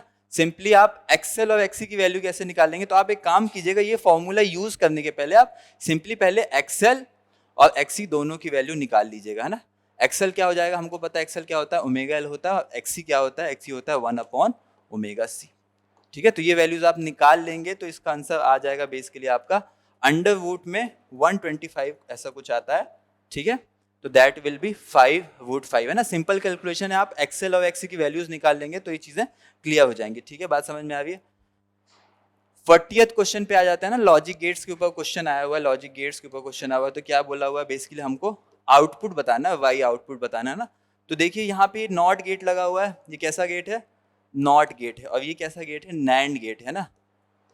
नैंड गेट का मतलब क्या हो गया, बेसिकली एंड, और फिर उसके बाद हम उसमें क्या कर देते हैं, बेसिकली उसका नॉट कर देते हैं। बात समझ में आई। ठीक है। तो यहाँ से देख लेते हैं, ए आएगा तो हम बेसिकली बूलियन अलजेब्रा से कर लेते हैं। ए आएगा तो यहाँ पे क्या हो जाएगा, ए बार हो जाएगा, यहाँ पे क्या हो जाएगा, बी बार हो जाएगा, है ना। एंड गेट से पास करेगा तो क्या हो जाएगा, ए डॉट ए बार तो ऑलरेडी हो चुका था, ए डॉट ए बार का dot and B bar, basically B bar हो गया। अब इसका भी हमको क्या, यहाँ पे नॉट लगा हो तो इसका भी बार लेंगे, है ना। तो इसको हम बेसिकली अगर अलग अलग करके लिखेंगे तो कुछ ये ऐसा हो जाएगा, ए बार प्लस बी बार का बार, है ना। तो ये सिंपली क्या हो जाएगा, ए प्लस बी हो जाएगा, which is nothing but or gate, है ना। और गेट में हमको पता है बेसिकली 0 0 पे बस हमको 0 मिलता है, बाकी सारी जगह पे 1 मिलता है ना। तो 0 0 पे 0, बाकी जगह पे 1, तो फर्स्ट ऑप्शन ही हमारा करेक्ट ऑप्शन हो जाएगा, ठीक है। Thank you. हेलो बच्चों, तो बेटा अपन क्वेश्चन नंबर 41 से यहाँ पर डिस्कस कर रहे हैं। क्वेश्चन नंबर 41 से अपन डिस्कस करना स्टार्ट कर रहे हैं वापस से। 41 देखो बहुत इजी क्वेश्चन है, बहुत इजी क्वेश्चन, बहुत ही बेसिक क्वेश्चन है। यहाँ से क्वेश्चन नंबर 41 पढ़ो बेटा एक बार, और क्वेश्चन नंबर 41 डिस्कस करते हैं। अपन लोगों ने किया भी है पहले ऐसे क्वेश्चंस अपन ने किए भी, बहुत इजी क्वेश्चन है। The resistance of platinum wire eight 0 degree centigrade is 2 ओम। भाई सर ये तो वही फॉर्मूला आ गया कि T डिग्री सेंटीग्रेड और 0 डिग्री सेंटीग्रेड पर RT is equal to R nought, RT is equal to R nought 1 plus alpha, alpha T minus T nought आ जाएगा, ठीक है कि नहीं है। यही फॉर्मूला, बेसिक सा फॉर्मूला। अब बेटा क्या पूछा है आपसे, अल्फा पूछा है, तो RT कितना दिया हुआ है आपको 6.8 ओम और आर नोड 2 ओम है। 1 प्लस अल्फा T कितना बेटा, T आपको T डिग्री सेंटीग्रेड कितना दिया हुआ है, देखते हैं 80 माइनस, बेटा डिफरेंस है तो डिग्री सेंटीग्रेड या केल्विन में कोई भी फर्क नहीं पड़ता, तो 80 माइनस 0 आ गई बात समझ में। तो ये कितना हो गया बेटा 3.4, तो 1 plus 80 alpha is equal to 3.4, तो 80 अल्फा किसके बराबर आ जाएगा, 2.4 के बराबर।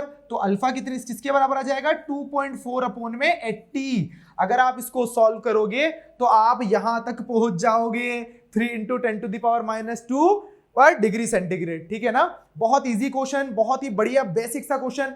करंट इलेक्ट्रिसिटी से बहुत 2 क्वेश्चन आए बेटा, एक अपन ने पहले डिस्कस किया जो कि केवीएल पर बेस्ड था, एक यहां पर डिस्कस किया। क्वेश्चन नंबर 42 बेटा ऑप्टिक्स से क्वेश्चन देखते हैं अपन। 2 thin lenses are the same focal length, मजा आ गया भाई, सेम फोकल लेंथ f है, but one is convex and other is concave. When they are placed in contact with each other, the equivalent focal length, अरे sir equivalent focal length is equal to कितना हो जाएगा बेटा, equivalent focal length का याद है आप लोगों को, equivalent focal length 1 अपॉन में f1 प्लस 1 अपॉन में f2 है कि नहीं, ठीक है ना। क्वेश्चन नंबर 42 ही है बेटा अपने पास, ठीक है 42 ही है। हाँ तो बेटा ये सेम फोकल लेंथ क्या दिया हुआ है कि सर ये सेम है, तो सेम फोकल लेंथ कितना हो जाएगा बेटा आपका, सेम फोकल लेंथ आ जाएगा। तो ये 1 अपॉन एक कॉनकेव है और एक कॉन्वेक्स है, तो 1 upon f minus 1 upon f, एक क्योंकि एक कॉनकेव है और एक कॉन्वेक्स है, तो 1 upon f minus 1 upon f कितना आ जाएगा ये, सर ये तो इनफाइनाइट आ जाएगा। 1 अपॉन 0 कितना आ जाएगा बेटा, इनफाइनाइट। देखो बच्चे ने यहाँ पर पता नहीं 2 अब 0 पर क्रॉस कर रखा है और इनफाइनाइट पर भी राइट कर रखा है। आई होप सो कि उसने इनफाइनाइट वाला किया हो। क्वेश्चन नंबर 42 हो गया बेटा अपना। 43 देखते हैं, पावर 0 हो जाएगी उसके अंदर, कोई दिक्कत नहीं है ना। 43 में बेटा अपने यहाँ से ऑप्टिक्स का ही क्वेश्चन था, ठीक है ना। कैसे है बेटा, इसको अपन देखते हैं। इन the figure shown here what is the equivalent focal length, यहाँ पर भी इक्विवेलेंट फोकल लेंथ का ही फॉर्मूला है। Of the combination of lenses, यहाँ पर कॉम्बिनेशन ऑफ लेंसेज इस तरीके से है, अपन बना लेते हैं बेटा एक बार, ठीक है। ये तो यहाँ के लिए r is equal to infinite है, और इसके लिए कितना है बेटा r 20 है, दिया हुआ है आपको 20 r1 और r2 20 है, और ये कितना है बेटा 1.6 है, बना लेते हैं बेटा, है ना 1.6, और ये ऐसे है ना, और इसका कितना, ये भी 20, ये भी 20, और फिर ये बना लेते हैं। आसानी रहेगी बेटा क्वेश्चन लिखने में, ठीक है ना। अब ये कितना है, इसका 1.6 है ही सही बेटा, और यहां पर 20 और यहां पर इनफाइनाइट, ठीक है बेटा। अब आगे चलते हैं अपन को फॉर्मूला याद है बेटा, ठीक है ना। अपन सबसे पहले 3 की है ना बेटा, इसकी निकालनी पड़ेगी, फिर इसकी, फिर इसकी, फिर इधर, ठीक है ना। ऐसे तो अपन निकालेंगे बेटा 1 अपॉन f1, 1 अपॉन f, ठीक है ना। क्वेश्चन नंबर 43 है ना, हाँ ठीक है। 1 upon f is equal to बेटा म्यू माइनस 1 आ जाएगा आपका, और साथ में आ जाएगा बेटा 1 upon r1 minus 1 upon r2, 1 upon r1 minus 1 upon r2, ठीक है ना। 1 upon r1 minus 1 upon r2।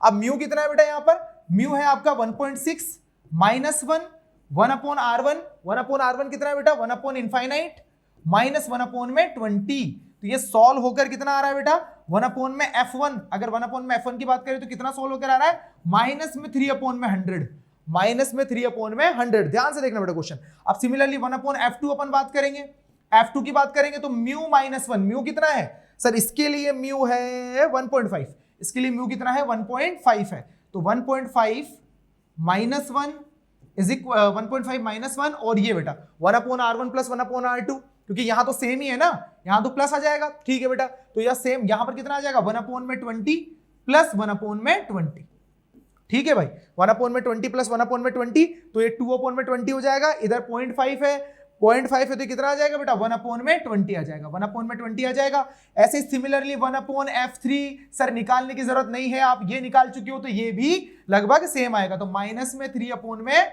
100 आ जाएगा, माइनस का 3 अपॉन में 100 आ जाएगा, ठीक है ना बेटा। तो अपन इनको तीनों को मर्ज कर देते हैं, माइनस में 3 अपॉन में 100 प्लस 1 अपॉन में 20, तो 1 अपॉन में f equivalent is equal to 1 upon में f1 प्लस 1 अपॉन में f2 प्लस 1 अपॉन में f3, ठीक है बेटा। तो अब क्या आ जाएगा, माइनस 3 अपॉन में 100 प्लस 1 अपॉन में 20 माइनस 3 अपॉन में 100, तो ये 100 है, आगे एलसीएम माइनस 3 है ना, बिल्कुल कैलकुलेशन ही है, बस केवल और भी इसके मेथड है, बट हम एक सिंपलेस्ट मेथड देख रहे हैं जो आपको सबको समझ में आता है। और अभी इससे पहले वाला क्वेश्चन भी इसी से किया अपन ने, माइनस 3 प्लस 5 और माइनस 3, ठीक है बेटा, कितना हो गया माइनस का 1 अपॉन, तो 1 अपॉन एफ इक्विवेलेंट कितना आ गया बेटा, माइनस का 1 अपॉन 100, कितना आ जाएगा एफ इक्विवेलेंट, एफ इक्विवेलेंट पूछा है ना बेटा, ये देखो इक्विवेलेंट फोकल लेंथ, तो माइनस के 100 सेंटीमीटर, कितना बेटा माइनस का 100 सेंटीमीटर। तो बहुत बहुत थोड़ा सा कैलकुलेटिव क्वेश्चन था, लेकिन देखो इतने तो आएंगे ही ना, क्योंकि फिजिक्स के अंदर आपको 45 क्वेश्चन करने थे कोई, ठीक है कि नहीं है, तो आप आराम से स्किप भी कर सकते थे बेटा, कोई दिक्कत नहीं है ना। चलो क्वेश्चन नंबर आते हैं बेटा 44 पर, एसएचएम से क्वेश्चन है, मैंने एसएचएम से इससे बढ़िया क्वेश्चन कराए आपको, इससे बढ़िया क्वेश्चन कराया, और ये एकदम आपको ग्राफ किसका दिख रहा है, बहुत सिंपल क्वेश्चन सर, हम बता देंगे x बराबर a sin omega t, sir ये तो x यहां पर डिस्प्लेसमेंट और टाइम का ग्राफ है, बट पूछा क्या है, एक्सेलरेशन पूछा है, क्या पूछा है बेटा, एक्सेलरेशन। तो मेरे बच्चे जानते हैं कि dx अपॉन में dt अगर सर आप कर दोगे तो वो v बन जाएगा, v is equal to a omega cos omega t। आ गई बात समझ में सर, एक्सेलरेशन कितना, dv अपॉन में dt क्या होता है बेटा अपना, एक्सेलरेशन होता है कि नहीं होता है, तो एक्सेलरेशन हो जाएगा minus a omega square sine omega t, sine omega t. आ गई मेरे बच्चों को सब बात समझ में, ठीक है ना।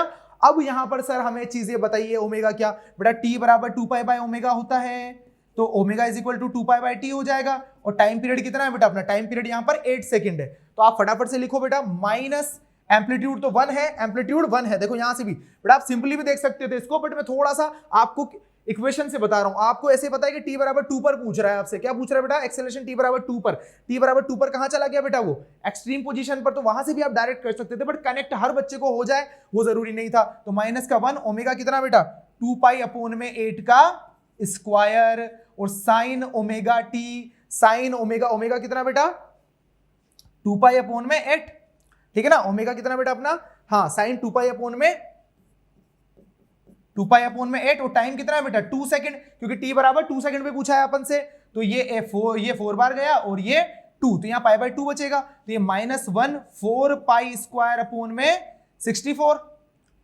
है ना, और ये sine pi by 2, sine pi by 2 बेटा ये कितनी बार जा रहा है, ये 16 बार जा रहा है, तो ये आराम से समझ में आ रहा है, माइनस का पाई स्क्वायर अपॉन में 16, माइनस का पाई स्क्वायर अपॉन में 16। वैसे आप इसके दो ऑप्शंस एलिमिनेट वैसे ही कर सकते थे कि सर जो अब इस बार एक्सेलरेशन आएगा वो रिटार्डेशन आएगा, ठीक है कि नहीं है, एक्सट्रीम से वापस से मीन पोजीशन की तरफ जा रहा है, एक्सट्रीम से वापस से मीन पोजीशन की तरफ जा रहा है, t बराबर 2 सेकंड से, बट फिर भी हमने मेथड से कर लिया, तो माइनस पाई स्क्वायर अपॉन में 16 ये एक्सेलरेशन हो गया बेटा आपका, सिंपल सा है ना, टाइम पीरियड t बराबर 2 सेकंड पर और टाइम पीरियड आपका 8 सेकंड है, तो ऐसे अपन इस क्वेश्चन को कर लेंगे। Question number 45 basic question kinematics से, बहुत इजी क्वेश्चन बेटा, मैं ये क्वेश्चन मैं क्लास में कराता हूं एज इट इज, डाटा अलग है, क्योंकि कई बार मैं बच्चों को ऐसे बताता हूं बेटा आपने ऐसे उछाला तो ऐसे गया, तो बच्चे डिस्प्लेसमेंट में कंफ्यूजन में रखते हैं, तो मैंने कहा डिस्प्लेसमेंट तो कितना बेटा होता है, शॉर्टेस्ट डिस्टेंस होती है, आपका पार्टिकल यूं जाके वापस भी यूं आएगा, तो यहीं से तो नीचे जाएगा, तो आप s बराबर ut plus half T square लगा सकते हो, इसमें कंफ्यूजन में आने की जरूरत नहीं है। सिमिलर कंसेप्ट पे क्वेश्चन दिया है कि हॉरिजॉन्टल ब्रिज है built across a river, river के पास बना हुआ है, student standing on the bridge, bridge के ऊपर खड़ा हुआ है, इसीलिए तो कहते हैं फील करो क्वेश्चन को। Throws a ball vertically upward बेटा बॉल को थ्रो कर रहा है 4 मीटर पर सेकंड से, ठीक है बेटा, यू अपन के 4 मीटर पर सेकंड, और अपन ऊपर वाली डायरेक्शन को क्या ले लेते हैं बेटा, पॉजिटिव, क्योंकि मैं इक्वेशन ऑफ मोशन में कुछ भी ले सकता हूं बेटा, ऊपर को पॉजिटिव है नीचे को पॉजिटिव, मेरी मर्जी, मैंने ऊपर को पॉजिटिव ले लिया नीचे को नेगेटिव, क्योंकि बच्चों को यही कंफ्यूजन होता है। और क्या है बेटा, ball strikes the water surface after 4 second, time कितना बेटा 4 second. The height of a bridge above the water surface is, ठीक है बेटा, above the water surface is, तो बेटा मेरे पास एक ही फॉर्मूला है, S is equal to u t plus half AT square.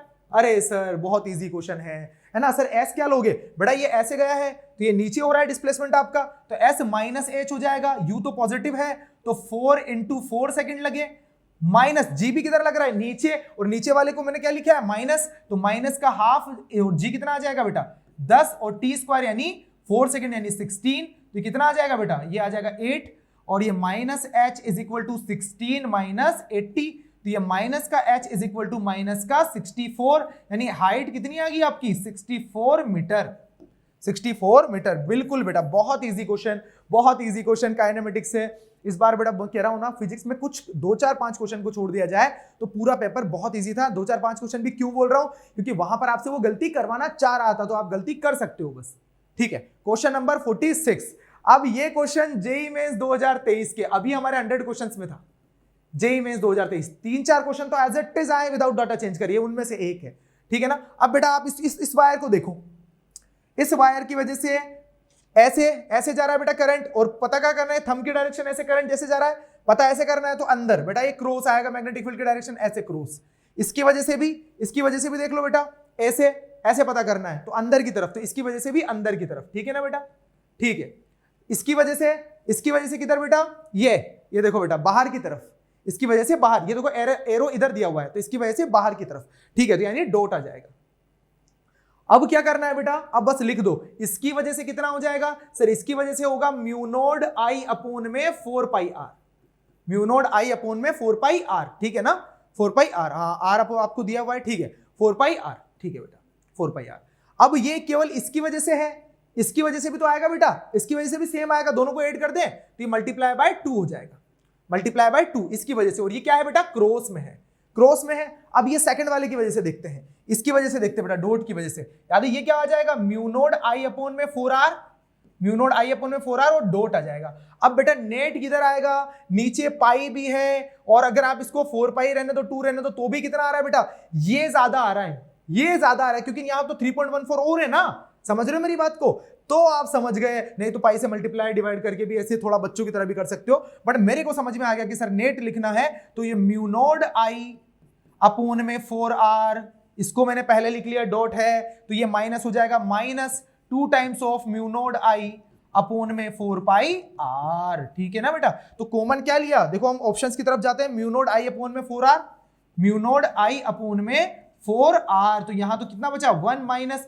Mu node I upon में 4R गया, तो 1 माइनस 2 अपोन में पाई, 1 माइनस 2 अपोन में पाई, और डॉट बेटा ये अवे फ्रॉम द पेज यानी बाहर की तरफ, समझ रहे हो ना, away from the page, away from the page आएगा, बिल्कुल बेटा। ये तीसरा ऑप्शन लगाया हुआ किसी बच्चे ने, इनटू द पेज क्रॉस आ जाएगा, तो अवे फ्रॉम द पेज सही निकाल कर भी गलत कर सकते हो, तो बेटा ये दो तो वैसे ही कैंसिल आउट हो जाते हैं, 1 और 4 तो वैसे ही कैंसिल आउट हो जाते हैं, तो बेटा सेकंड और थर्ड में लगाना था, और इसमें केवल डायरेक्शन पता होनी चाहिए थी, कौन सा बड़ा छोटा है ये देख लेते तो बस आसानी से आ जाता, बहुत इजी क्वेश्चन।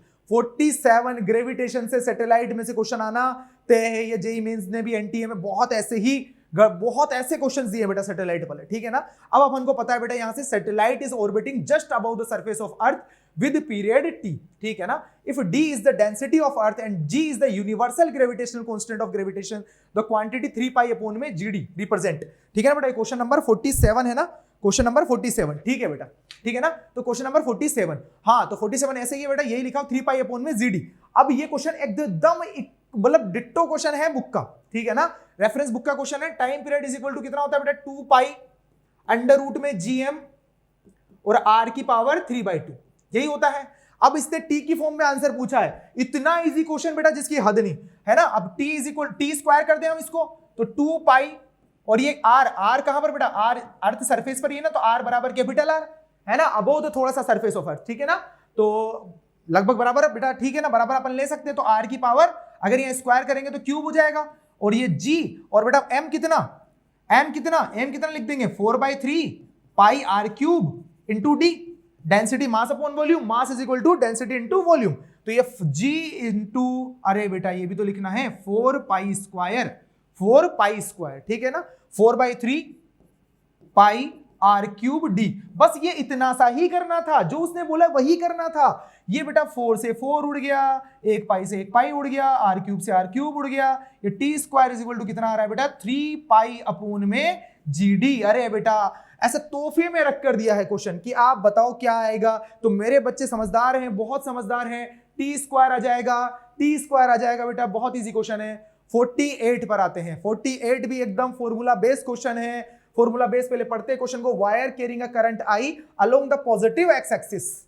यहां पर बच्चे मैं कह रहा हूं ना गलतियां करेंगे, वो सोचेंगे अरे क्या फॉर्मूला तो याद है हमें, है ना, पूछा है ना मैग्नेटिक फोर्स, तो B is equal to I L cross B. ये फॉर्मूला हमें सबको पता है बेटा, आई एल क्रॉस बी, ठीक है। अब ये L केप्ट कहां पर, x axis has a length L, तो बेटा L कितना है, एक्स एक्सिस के अलोंग है, तो ये L आई केप आ जाएगा। कितना आ जाएगा L आई केप, और IL की फॉर्म में ही आंसर दिया हुआ है। मैं क्वेश्चन पढ़ के ही बता दूंगा आपको, मेरे पास क्वेश्चन लिखा हुआ है, ठीक है ना। अब बोल रहा है kept in a magnetic field, आपको मैग्नेटिक फील्ड दिया हुआ है 2 आई केप, मैग्नेटिक फील्ड आपको दिया हुआ है बेटा 2 I cap plus 3 J cap minus 4 K cap, ठीक है ना। अब यहां से आपको मैग्नेटिक फील्ड निकालना है, तो B इज इक्वल टू आई को तो बाहर ही रहने दो बेटा, आई कैपिटल लिया तो हम भी कैपिटल लिख देते हैं, ठीक है बेटा।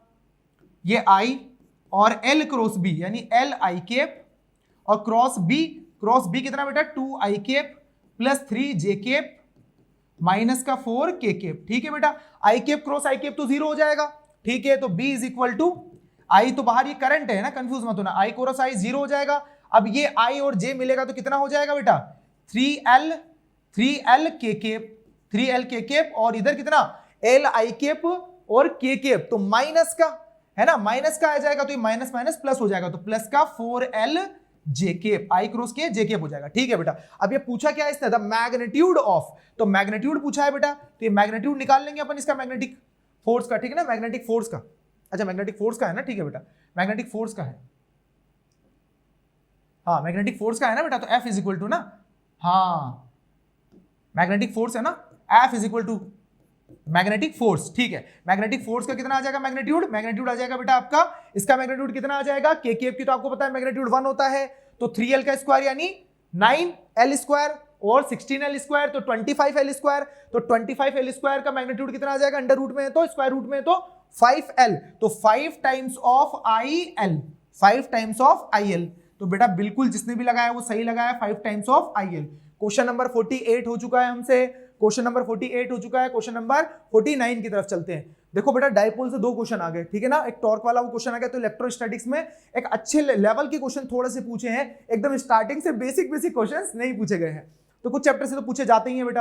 अब आपसे पूछा electric dipole is placed as shown in the figure, the electric potential in 10⁻² volt के अंदर आपको बताना है एट पॉइंट P है ना, और due to the dipole is epsilon nought वगैरह की वैल्यू दी हुई है आपको, ठीक है ना बेटा।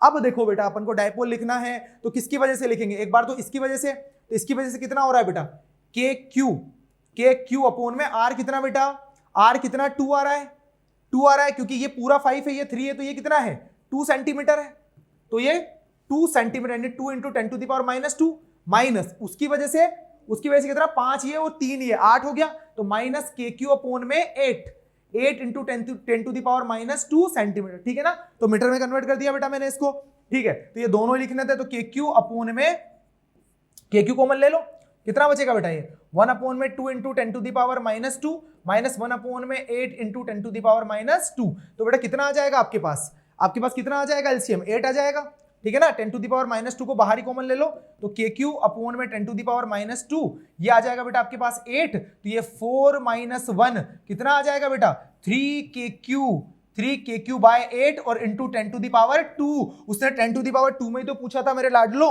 तो कितना आ जाएगा 3/8 के क्यू। बिल्कुल इजी क्वेश्चन था डाइपोल का, बहुत इजी क्वेश्चन, बस आराम से, थोड़ा सा डरने की जरूरत नहीं थी, क्वेश्चन नंबर 50 की तरफ आते हैं बेटा। Question number 50, calculate the maximum acceleration of a moving car so that a body lying on the floor of the car remains stationary. ठीक है बेटा, बोल रहा है calculate the maximum acceleration of a moving car so that body lying on the floor of the car remains stationary, the coefficient of static friction between the body and the floor। ठीक है बेटा, तो सीधा सीधा question था कि F बराबर sir ma होता है, मैक्सिमम एक्सेलरेशन पूछा है तो ma मैक्सिमम, और बेटा एक बॉडी जो पड़ी हुई है उसके ऊपर स्टेशनरी है तो अपन को पता है कितना हो जाएगा स्टैटिक फ्रिक्शन, तो म्यू mg, फोर्स किसके बराबर, mu mg is equal to ma maximum. ठीक है कि नहीं, एम से एम गया बेटा। आपको पूछा क्या है, आपको पूछा है static friction between the body and the floor. ठीक है बेटा, स्टैटिक फ्रिक्शन पूछा है ना आपसे, हाँ स्टैटिक फ्रिक्शन पूछा हुआ है आपसे, जी आपको दिया हुआ है। ठीक है, और म्यू कितना दिया हुआ है आपको, coefficient of static friction body 0.15 into 10 is equal to A maximum. कितना आ जाएगा बेटा, आपसे ये तो पूछा है ना द कोएफिशिएंट एक्सेलरेशन ना मीटर पर सेकंड स्क्वायर में, तो ये डायरेक्ट आ रहा है बेटा 1.5 मीटर पर सेकंड स्क्वायर, 1.5 मीटर पर सेकंड स्क्वायर, बिल्कुल सही है बेटा। ठीक है ना, तो कैलकुलेट द मैक्सिमम एक्सेलरेशन अपन को पता करना था, एकदम सीधा बस फोर्स का फॉर्मूला ही लिखना था। तो आई होप बेटा बहुत इजी पेपर लगा होगा, और अपने जो बैचेस हैं उसमें भी एकदम बेसिक से अपन को पढ़ाया जाएगा। मेरा जो हमेशा से फोकस रहता है वो ओरिएंटेड रहता है कि आपको जेई मेंस की क्वेश्चंस के थ्रू भी प्रैक्टिस करवाई जाए। ये तो बहुत इजी क्वेश्चन है, नीट के क्वेश्चन तो हम ऐसे चुटकियों में पीवाईक्यूज कर लेते हैं, बट अपनी प्रैक्टिस हम अच्छे क्वेश्चन जो हमारी शीट के हैं, साथ में जेई के कुछ अच्छे एग्जाम्स के आए हुए क्वेश्चन, ठीक है ना, पुराने, तो उनसे हम प्रैक्टिस अच्छी करते, क्योंकि ये मैं आपको बताऊं आज के पेपर में अगर आप केवल जेई मेंस के इजी क्वेश्चंस भी कर जाते ना तो भी पूरा पेपर हो जाता। 150 तो आराम से, अगर केवल लास्ट के 10-15 दिन में भी प्रैक्टिस कर जाते आप केवल जनवरी वाले पेपर, तो भी 150 थे। मैं सच बता रहा हूं आपको, ये हालत है, इतना इजी पेपर आया। आपको हो सकता है थोड़ा टफ लगा हो, क्योंकि आपको लगता है सर आपको तो सब इजी लगते हैं, हमें तो टफ लगते हैं, तो बेटा मैं आपको यही बोलूंगा कि पेपर जो है वो बहुत इजी था, बस आपको करके जाने की जरूरत थी। अभी भी हिम्मत नहीं हारनी है, मैं पहले ही बता रहा हूं। आप लोगों को लगता है कि सर कुछ नहीं हो पा रहा है, सर नंबर नहीं आ रहे हैं, बहुत डिप्रेशन सा फील हो रहा है, नहीं बेटा बिल्कुल नहीं, है ना, बस हिम्मत नहीं हारनी है, गिव अप नहीं करना है। हम आप लोगों के साथ हैं, मेहनत करो, अपनी वीकनेसेस को एनालाइज करो, क्योंकि आपने देखा होगा कि कोहली से भी 2 साल से 100 नहीं पढ़ रहे थे, वो प्लेयर बुरा नहीं है, ऐसा नहीं क्रिकेट खेलना नहीं आता। क्या दिक्कत क्या हुई कि अपनी वीकनेसेस पे काम नहीं कर रहे थे, तो उन्होंने अपनी वीकनेसेस पे काम किया और उसके बाद बहुत अच्छा परफॉर्म किया, 100 भी मारा T20 वर्ल्ड कप के अंदर। तो यही बात है आप लोगों के साथ कि आप लोगों को गिव अप नहीं करना है, और जब आप लोग आई गए हो इस रास्ते पे तो वापस जाओगे किसी अदर फील्ड में, तो उतना ही टाइम दूसरे फील्ड में भी लगेगा। इससे अच्छा है कि इसी फील्ड में अब हम सक्सेस मानकर चलेंगे, क्योंकि मैं आपको बता दूं, आप तो इस जोन से निकल जाओगे, बट ये जोन आपको निकलने नहीं देगा, हमेशा वो हिट करेगा कि अरे यार क्यों नहीं हो पाया एग्जाम। तो मैं हमेशा यही बताता हूं बच्चों को, बेटा जब भी मैं पेपर करना बताता हूं ना, मैं बच्चों को यही बताता हूं कि बेटा आप पेपर करो। आरटी जो हमारे रिव्यू टेस्ट होते हैं हर वीकली, जो 15 दिन में होते हैं, उसमें हम यही बताते हैं टेस्ट सीरीज में भी कि आप अपने पेपर को एनालाइज कैसे कर सकते हो। बच्चे जानते ही नहीं एनालाइज करना, बस मार्क्स बताना जानते हैं, सर इतने आ रहे हैं, सर उतने आ रहे हैं, सर ये आ गया, सर वो आ गया। अरे जो वीकनेसेस हैं, जो गलतियां हुई है, उन पर काम किया कि नहीं किया। कितने क्वेश्चन कैलकुलेशन मिस्टेक की वजह से गलत हुए, कितने क्वेश्चन कॉन्सेप्चुअल एरर की वजह से गलत हुए, कितने क्वेश्चन समझ में ही नहीं आए, कितने क्वेश्चन टाइम की शॉर्टेज की वजह से आपको नहीं कर पाए आप। तो ये आपको एनालाइज करना है, टेस्ट दर टेस्ट के हर टेस्ट में हमने एनालाइज किया, फिर आगे हमने अगले पेपर देने से पहले देखा उस अपनी गलतियों को कि यार कैलकुलेशन की वजह से 8 क्वेश्चन गलत हुए ना, अब 8 नहीं 5 पे आ जाने चाहिए, क्योंकि 0 तो नहीं हो सकता, तो 8 से अब 7, 6, 5 पर आ जानी चाहिए। ऐसे धीरे धीरे धीरे धीरे ग्रेजुअल इंक्रीमेंट होते हुए आप 720 आउट ऑफ 720 की तरफ जाते हो, ठीक है ना। तो वो एक मेहनत करवाने का तरीका होता है। ये कतई सच नहीं है कि बेटा जिसका IQ होता है वही टॉप रैंकर होते हैं। मेहनत करवाना आना चाहिए, स्मार्ट वर्क, यही काम होता है स्मार्ट वर्क का। मैंने नोट्स बनवाए अपने बच्चों से, हमेशा ये कहा एक पेज में लिखो, दूसरा पेज खाली छोड़ो, तो इसीलिए खाली छोड़वाता था कि जब भी कोई जेई का अच्छा क्वेश्चन मुझे नजर आएगा, तुम्हें नजर आएगा, टेस्ट सीरीज का नजर आएगा, उसको वहीं पेस्ट कर लो अपने टॉपिक के सामने, ताकि आपका कंप्लीट जो भी है वो नोट्स है एक बार पढ़े फिर क्वेश्चन प्रैक्टिस करें। तो आई होप बेटा फिर आपको मजा आया होगा आज की सेशन में, फिर मिलते हैं। टिल देन ध्यान रखना आप अपना, और आप कोई भी अगर आपको डाउट हो तो आप हमें, कोई भी परेशानी हो तो आप शेयर कर सकते हो हमसे, ठीक है ना, आपको पूरा सपोर्ट मिलेगा। Till then bye bye, take care, sayonara.